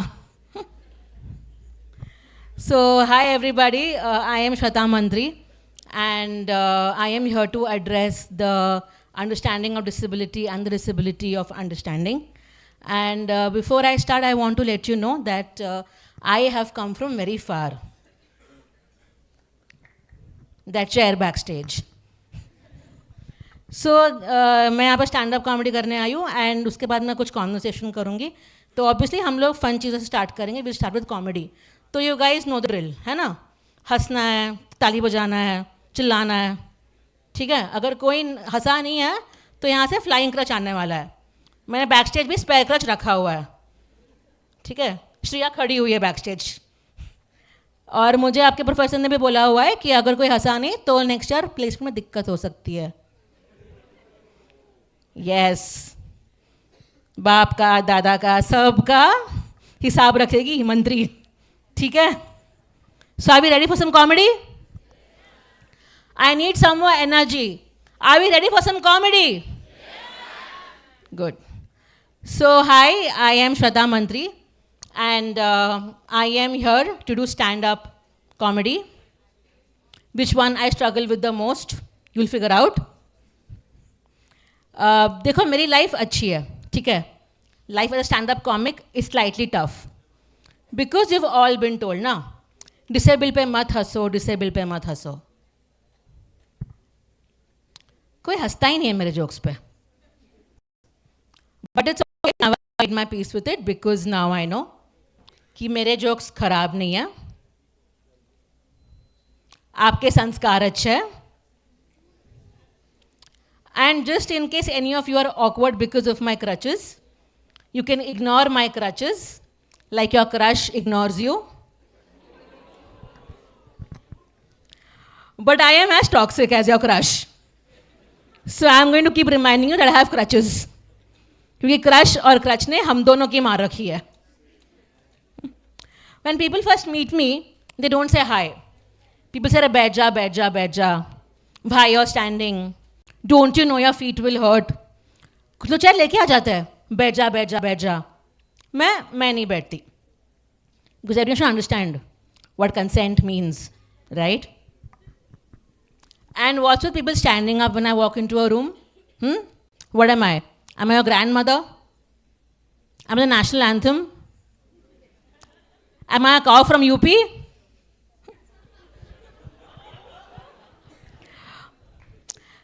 So I was standing on the road, okay, chilling. And one auntie came to me. And auntie is like, come, I'll take you. And I said, sorry, excuse me. Okay, don't worry, come, I'll take you. I thought, okay, maybe she's taking me to a happier place. So I went with her. She took me to the other side of the road. And they're like, okay, beta, bye, God bless you. And I was like, auntie, but मुझे road cross नहीं करना था. Auntie like, बेटा, तुम लंगड़ी हो, गूंगी नहीं, पहले बोल देती. I was like, auntie, exactly, मैं लंगड़ी हूँ, गूंगी नहीं. रोड क्रॉस करना होता मैं आपको बोल देती. और वैसे आंटी, आपकी शक्ल अच्छी है, अच्छे खानदान से भी लगते हो. अक्षय कुमार की मूवीज थोड़ी कम फॉलो करो ना लाइफ में. You save the world type की हरकतें नहीं करोगे आप. Good news, now I quit my job to follow my passion. Standing on the road and messing with people. If aunty 2.0 comes along, I throw her under the bus and run away from there at my speed because I can.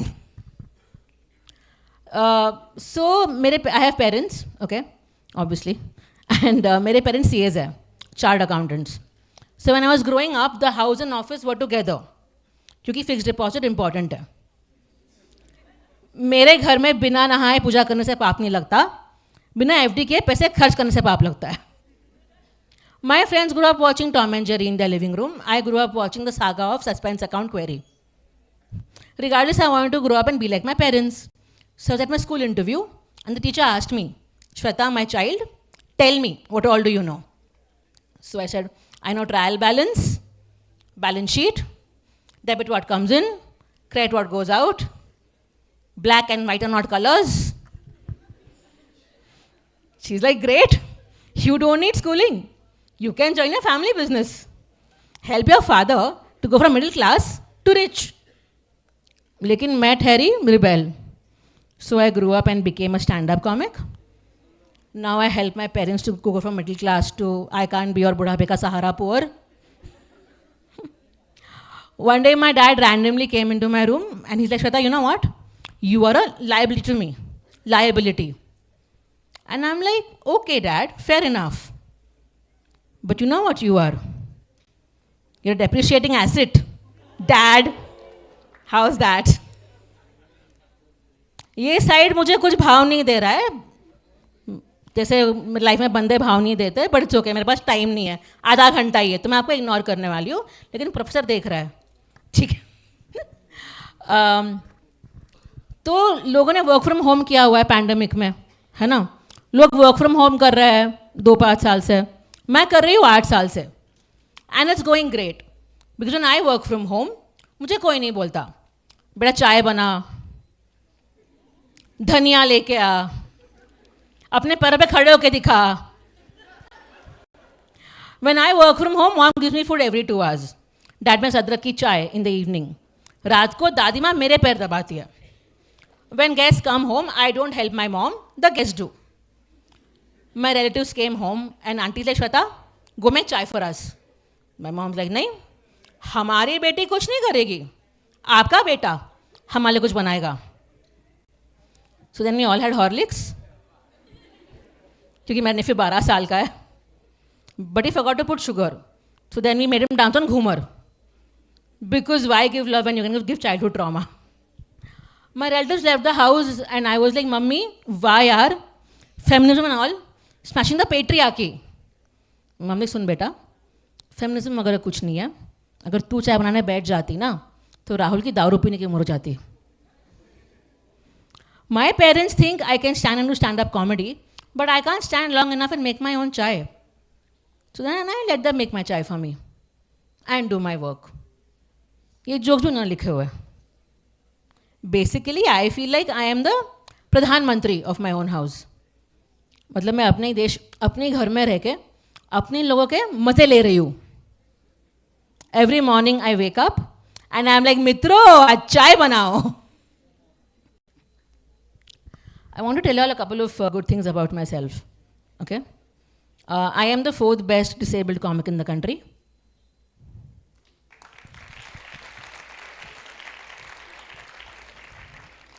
Because there are only 4 of us. And my boyfriend calls me the comedy queen of Pune because I give him what his other girlfriends don't. The permission to use my debit card. Kidding. Don't have a boyfriend, but this is my way of manifesting. At least one of these things will come true. Money or boy. I mean, money or man. So I am 30 plus and मैं जीवन साथी पर सुहाग ढूंढने की उम्र में बम्बल पर मैच ढूंढ रही हूँ. Because the arranged marriage market is not accessible. वहाँ रैंप नहीं है. And I talk to guys, लेकिन कुछ होता है नहीं मेरे साथ. I mean, sometimes I wonder, मतलब मेरे सर पर लिखा हुआ है क्या कि ओ मर्द कल आना और ओ मर्द यहाँ आना ही मत. मैंने सुना हुआ है, ठीक है, कि लड़कियों को देख के लड़कों के अंदर का शैतान बाहर आता है. मुझे देख के सबके अंदर का ब्रह्मचारी बाहर आता है. इंजीनियर्स का भी. मैं कैब ड्राइवर का हाथ पकड़ती हूँ फील लेने, वो मुझे सॉरी बहन बोल देता है. एंड आई एम लाइक, मेरी मजबूरी को मेरी गलती मत समझो ना भैया. ईट इधर चीज नहीं करते, वो भी मुझे रोड क्रॉस कराते हैं. So now my only purpose of being on Instagram is to reply to comments like, hi dear, nice smile, will you friendship me. मैं खुश, बहुत खुश. बाकी लड़कियां ब्लॉक करती होगी ना, मैं रिप्लाई करती हूँ, शादी के लिए फोटो भेजो, अभी भेजो, अपने भाई का भी भेजो. Now I get blocked. Don't laugh. But good things happen to me sometimes. Like I was chatting with this one guy and he's like, hey, babe, you know what material my shirt is made of, babe? And I'm like, no. He's like, boyfriend material. And I'm like, dude, do you know what material my crutch is made of? Bone breaking material. Bhag yahan se. I was having dinner with this one guy I like, okay? Things were going great, or I thought so. And suddenly he's like, hey, you know what? I think I like you. You're cute. And mere मन में लड्डू फूटा. Because he called me cute. Like, yeah, you're cute. You remind me of my sister. I was like, sure. If you talk to my brother, I'll be right back. I went to the washroom. And I was like भाई साहब मुझे बहन बोला बे उसने, भाई साहब मुझे बहन जोन किया उसने. I was like, wait a second, what just happened over here? Did he really बहन zone me, or is he a Game of Thrones fan? Was he flirting with me, or was it a guy I had to fix? Am I angry or am I turned on? So I was standing in front of the mirror looking at myself, wondering what's wrong with me, what's wrong with me. And then I looked at my crutches and I felt relieved. And I was like, thank God. Thank God it's not me, it's you. Thank God. Who the hell would say no to this? Good looks, and good sense of humor. Chomo hoga, right? Thank you. And I understand, okay, like some men will say no to me because I'm disabled. And I've made my peace with it. It's okay.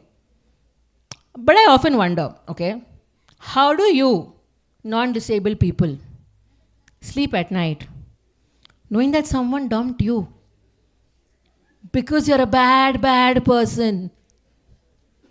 Like, I got crutches on me. What's your excuse, dude? Bad breath? Mama's boy? No bank balance? Take some crutches to feel good about yourself. देखो सबकी life का एक memorable time होता है. मेरे life का memorable time था lockdown. Because for the first time everyone was doing what I've been doing my entire life, having breakfast, lunch and dinner in bed. नहीं मेरे यहाँ चलता है क्योंकि मैं नहीं चलती. मतलब ब्रेकफास्ट में सब लोग ऊपर, सॉरी लॉकडाउन में सब लोग ऊपर ऊपर से सेल्फ केयर, मी टाइम, परी हूँ मैं. अंदर से सबकी बिग बॉस की पूजा बाहर निकल रही थी. Get off my back. मेरी फ्रेंड मुझे रोज़ फ़ोन कर रही है, मैंने आज डालगोना कॉफ़ी बनाई, मैंने बर्तन घिसे, मैंने योगा किया 17 घंटा, ओनली शवासन. फिर एक दिन मैंने भी उसे बोल डाला, अरे सुनना, मैंने ना आज भी ना झाड़ू पोछा नहीं किया बिकॉज डिसेबल प्रिविलेज. मेरे रूम में एक दिन आंटी झाड़ू मार रही थी and I was like aunty कचरा है ठीक से निकालो. तो वो आंटी जो मेरी माँ है मुझे घर के बाहर निकाल दिया, लेकिन 2 मिनट में अंदर भी ले लिया बिकॉज माँ की करुणा इज बिगर देन कोरोना. मैंने लॉकडाउन में दिए नहीं जलाए, थाल नहीं बजाई. मैं मॉम से तो एंटी नेशनल है, तू चाइना जा. शी से पाकिस्तान जा क्योंकि वो सिंधी है, वो खुद वहाँ से आई है. मैं मॉम से तो एंटी नेशनल है, तू डिफेक्टिव माल है, तू चाइना जा. नहीं ठीक है मॉम, ठीक है, डिफेक्टिव माल मैं हूँ लेकिन मैन्युफैक्चरिंग यूनिट तो आप ही हो ना.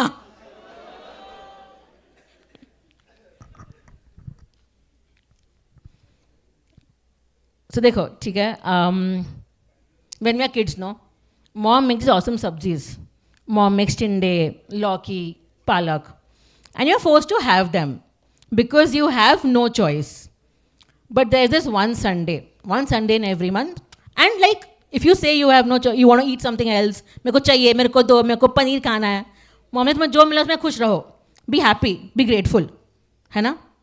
But there's this one Sunday in every month where mom is like, "Arey, you're my Raja beta, my Rani beti. What do I make for you today?" And you're like, "Mom, can you please make kofta curry?" Mama's like, "Kofta curry? Sunday को 2 घंटे में kitchen में रहो. इतनी हिम्मत तेरे बाप की नहीं हुई आज तक." And I was like, "What just happened? Didn't you just call me Raja beta, Rani beti?" This is exactly what we felt when the disabled in the country were called Divyang. Divya plus Viklang is equal to Divyang. Because first of all, they turn a blind eye to your needs. They say तुम्हें जो मिला है उसमें खुश रहो, be happy, be grateful, just like mom did. But then they put you on a pedestal and they call you Divyang. But ultimately, मिलने वाला है. तुम्हें लौकी मिलेगी, टिंडे मिलेगा, पालक मिलेगा. तुम्हें कोफ्ता करी नहीं मिलने वाला है because they're not going to be inclusive, and they're not going to provide accessibility. Because it's easier to be inspired than to be inclusive. Am I right? Imagine having kofta curry लेकिन कोफ्ते टिंडे के बने हो. That's what we've been feeling for the last few years. I've been asked to cut down my set, so because of time constraints, तुमको भूख लगी है. So I'm going to leave you with this one last bit. Has anybody over here wished Happy AIDS Day to an AIDS patient on World AIDS Day? अच्छे लोग हो आप लोग. Somebody wished me Happy World Disability Day. And I was like, thank you very much to you. On World Disability Day, I'm an inspiration. I am going to change the world. Everyone's like, yes, queen. Go, girl. Slay, sister. Yeah, that's cute. But my question is, what happens to everybody on the rest of the days? My point is, I don't want you to find me inspiring at all. I want you to find me funny. Say yes. I want to do comedy, and I want to offend my audience members. Just like they offend me by giving me a standing ovation at the end of my set. मतलब तुम ठाकुर के सामने होली खेलोगे. That's been my time. Thank you very much.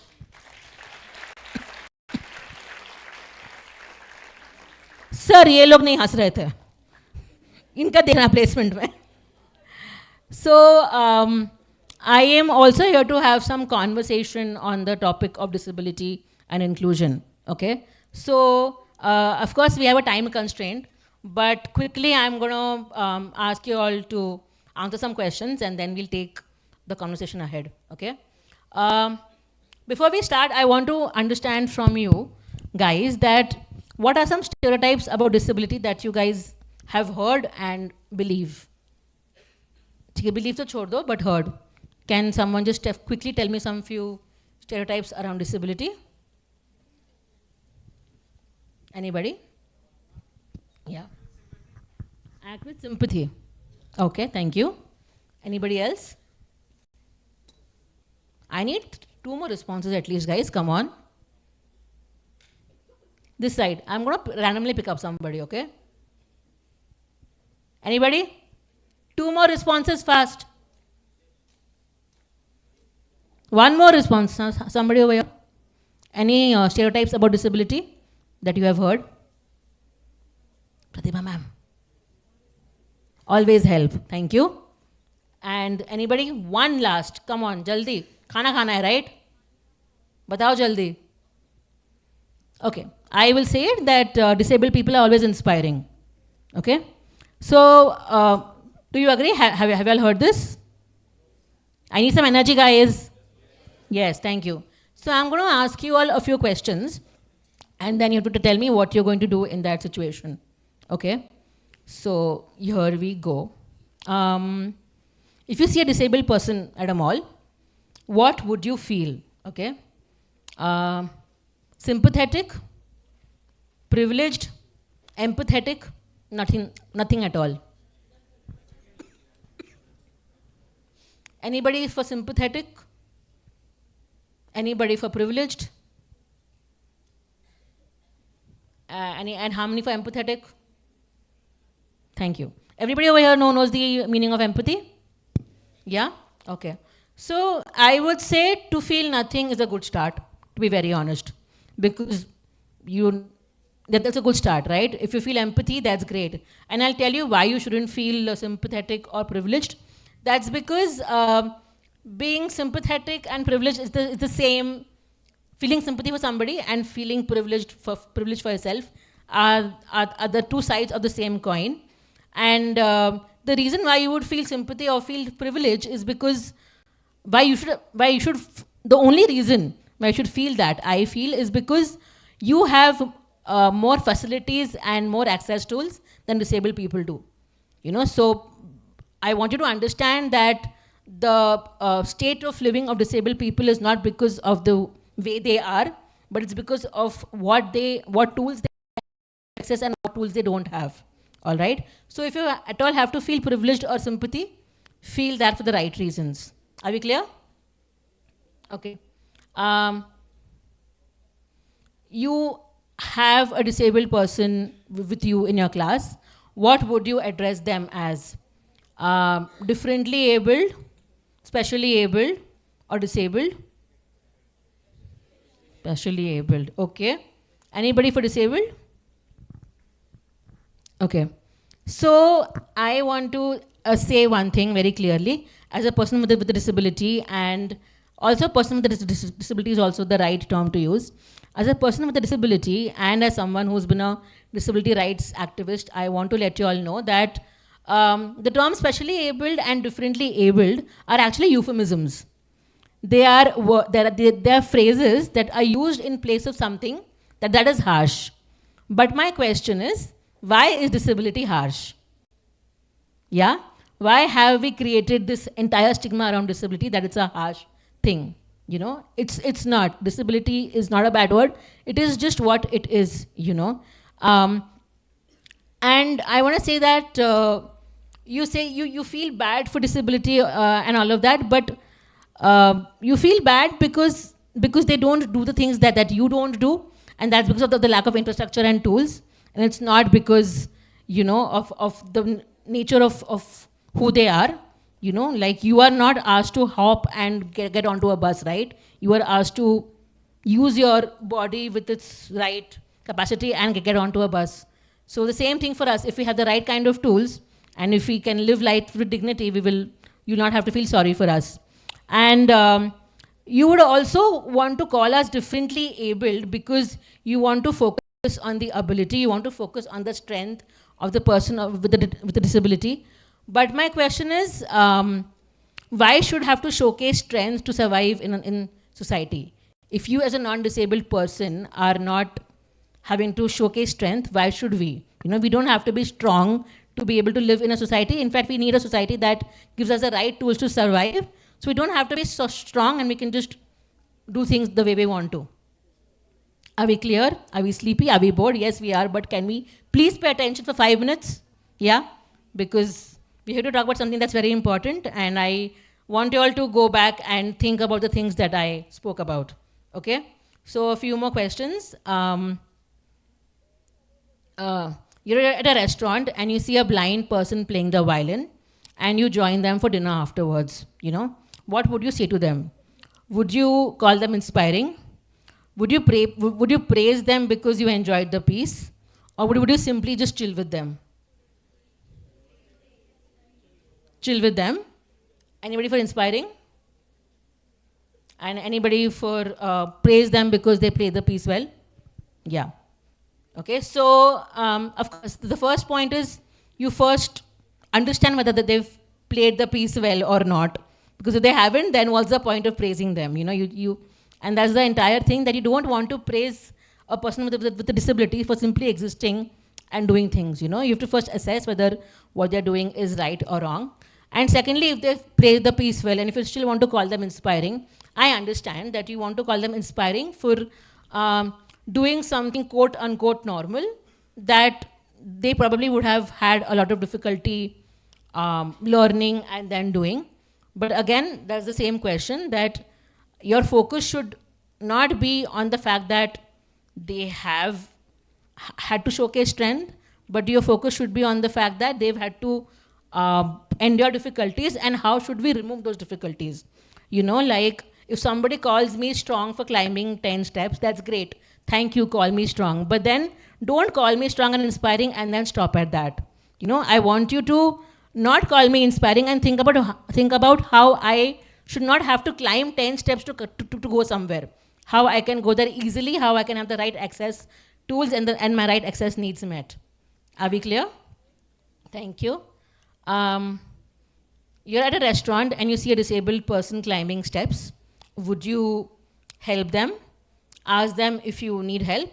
Or would you just simply stare at the waterfall that's there in the restaurant? Ask them. Thank you very much. A lot of times I've been helped without asking, and instead of receiving help, it has caused me more problems, and I have sometimes lost balance, had a fall, whatever.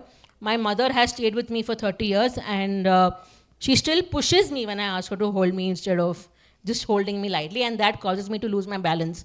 So understand that although you want to help somebody, it's important to know first whether they need help or not and how to help them. And sometimes people want to help other people, not because they need help, but because they want to feel good about themselves. Like, I have done a good deed for today. Oh my God, how will I fall asleep at night if I don't help somebody? You know? So that's not the right attitude to have. Help someone only if they need help and with you know, and again, you might again feel sympathy for them because they're having difficulty, but I'm going to say the same thing again. Instead of having sympathy, think about how you can remove those barriers in someone's life as opposed to just feeling bad and then moving on with your life, okay? And, okay, I have a few more questions, but I'm going to skip them, obviously. Yeah, one last question. You're in the mall with your niece or nephew, and they spot someone on a wheelchair, and they ask you to explain. Would you narrate a superhero or fantasy story around their disability or how they got to ride the wheels, distract them by giving them ice cream, or explain disability to them in simple terms? Explain. Anybody over here remembers their childhood where your parents have not explained disability to you? You've seen a disabled person and they've been like, nahi, unse baat mat karna. It happens with me. I enter a lift and there's a family and the bacha is like, Didi kya hua? And the parents like, nahi, mat pucho, bahu hua didi ko, mat pucho, baat mat karo. You know? So what I want to say over here is that, you know, conditioning happens in childhood. You know, if you're going to attach a superhero story around how they got the wheels, they're going to think of disabled persons as somebody else, as an other entity and not somebody who is like them. That's going to create a divide. And more than that, you don't want them to think that they're inspiring, or you also don't want them to feel sympathy for them, you know. So, because you want them to grow up with the right values, and I hope you all want your nieces, nephews, and future children to grow up with the right values. So it's good to explain things to them in the right manner, that they have a problem with their leg, they can't walk, which is why they're using a wheelchair or crutches or whatsoever, you know. And just to give you a very small example, I have a nephew who stays in the United States, and he spent some time with me in the summers, and then he went back. And we spoke on a video call, and I don't know how children's brain functions, right? And he's like, Deepu, where are your crutches? And for me, that was very shocking because, first of all, a 7-year-old child knows the words crutches. And he just said it so casually, that where are your crutches? Because I've never heard a child use the word crutches so casually. And that's what we want. So when my nephew saw me using crutches, saw me doing everyday activities, me using crutches became normalized for him, although the word normal is not the right thing to say. Me using crutches got normalized for him, and that's why he's like, Deepu, where are your crutches? The next time he sees a person with crutches, he'll not, I don't know, feel awkward, odd, or whatever. He'll just talk to them like any other person. So conditioning happens in childhood, so we want children to grow up with the right set of values, right? Talking about conditioning, I'll quickly tell you a story. Somebody said that, you know, you look at people, like when they see people with disabilities, you feel sympathy, right? There's also this notion that people with disabilities are burdens. And I quickly want to address this, okay, in 2025 right now. Let's go back in time, you know, when evolution happened and when we were in the Stone Age era. We were not as developed, obviously. Life was just starting to happen, and we were living more in a primary economy, you know, where you had to go from place to place and had to do more outdoor activities to be able to survive and live and thrive.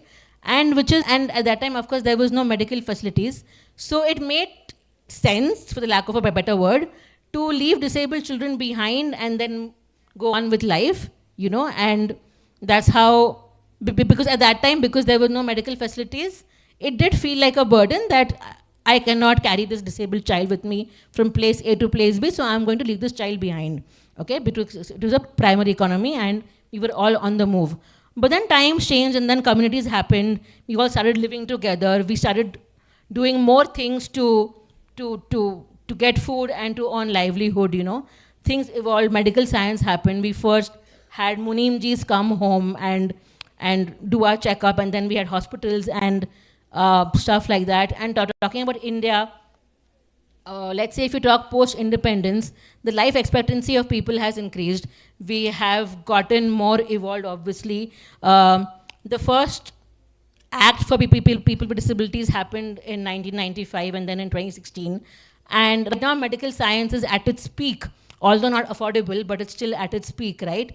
And we are all living life the way we can, the way we want to. In fact, work from home, which used to be a huge ask for someone like me, has now become a normalized thing to do, right? So we're all almost living the same life. And talking about living, like just comparing life to a primary economy, now I don't have to be outdoors to earn money. I can be a disabled person, use my crutches, be at home and earn more than any other person can or does, right? So why do we still have this mindset that disabled people are burdens? So my point is that this mindset comes from way behind, from our understanding that disabled people need help, they need support, XYZ, XYZ. So I wanted to understand that we were burdens probably at some point of time during evolution, but now we're not. Now we have medical science, we can lead lives independently, and if at all we need support, that's because of a lack of infrastructure, that's not because of the virtue of who we are. You know, I need to understand that the disabled people are not the problem. The economy that fails to accommodate disability, that's the problem, and that's also the social definition of disability, right? So it's high time that we discard this understanding that disabled people are burdens. We don't need to look at them with sympathy. We just need to do things to make our society inclusive. And it's high time that we stop living in a society where inclusion is an afterthought, right? I'm going to leave you all with this one last thought, okay? Sorry, one second. So the theme of this event is nurturing a culture of belonging, okay? And all of you are first year students and you're going to work in the next 1 year or couple of years, right? Any thoughts about accommodations for people with disabilities at workplace? Yeah? Hold that thought, and before that I want to ask you, what are some tools that you used before you got here for the session? Anything, tools or any kind of mode of transport, whatever. Sorry? Louder guys, fast. Bhook lagi hai. Did you all use a mobile phone to book an Uber or an auto? Did you all use a hairdryer? You all use your washing machine, the bus, etc., transport, metro, whatever. You all walked it. Am I right? Are you there with me? Thank you. Okay. So we all use the right tools because those right tools were built for us. Imagine if all of us had to speak in Korean to operate. Imagine if your washing machine had to be operated in Korean language. Imagine if you had to lock your one leg and get on the bus without any support. Imagine if there were ropes to get on buses instead of steps. Would you have been able to do that? I want to hear answers. No, right? Like, we all can do things because they are made for us, customized for us, right?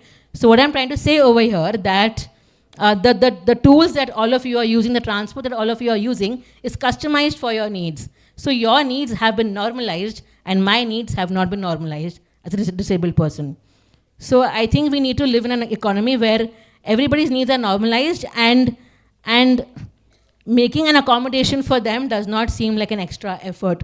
So you all are going to go to a workplace, you all are going to work with different kind of people, and I have heard this from my peers that when they ask for accommodations at their workplace, they're either, just ignored, or they're done but with a lot of resistance or whatever, and they're just given very weird looks. And that should not be the case, because we all are human beings, we all have different needs. Right now, using specs has been normalized, so do we look at someone who's wearing specs as someone with a disability? No. So it's high time that we recognize that there are different humans who have different needs, and we just have to make available the right kind of tools and accommodations for them to be able to live with dignity.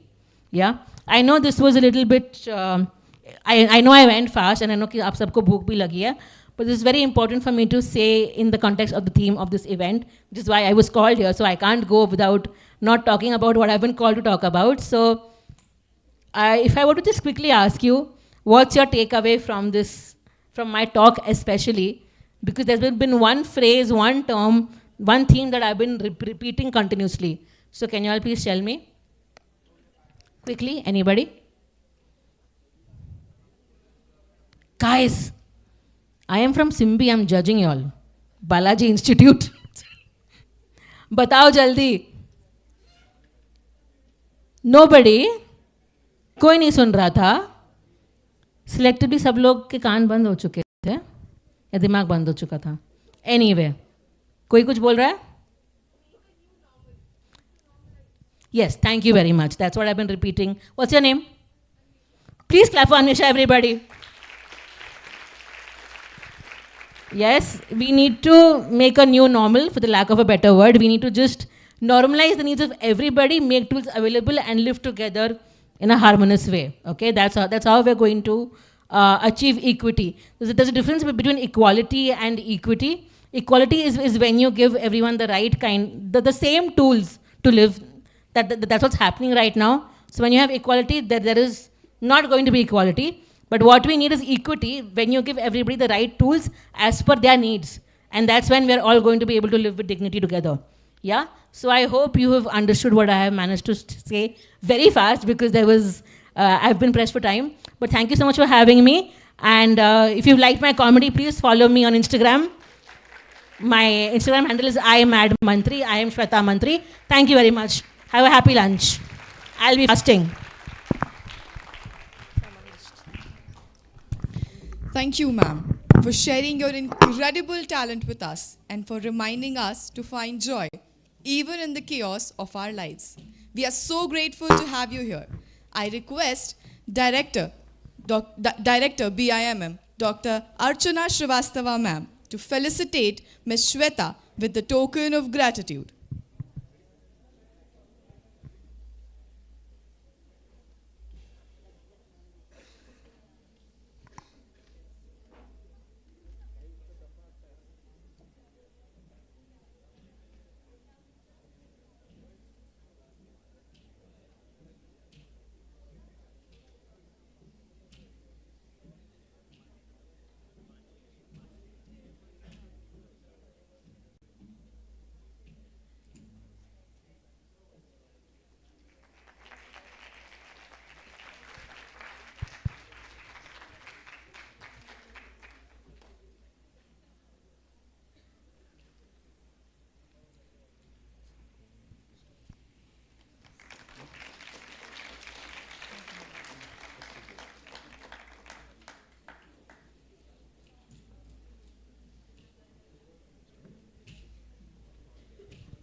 Thank you, ma'am. Dear ladies and gentlemen, as we come to the end of this incredible event, it is time to express our gratitude to everyone who made today a success. Our esteemed guests, speakers for the day, our panel members, and a special thanks to the NHRDN team. Ms. Pratibha Hambade, Ms. Ruta Talwarkar, Ms. Vandana Arvind, Ms. Shravani Uttekar, and Ms. Revali Bhatnagar. Now to deliver the vote of thanks, I invite my fellow student manager, Ms. Khushi Dubey, on the stage.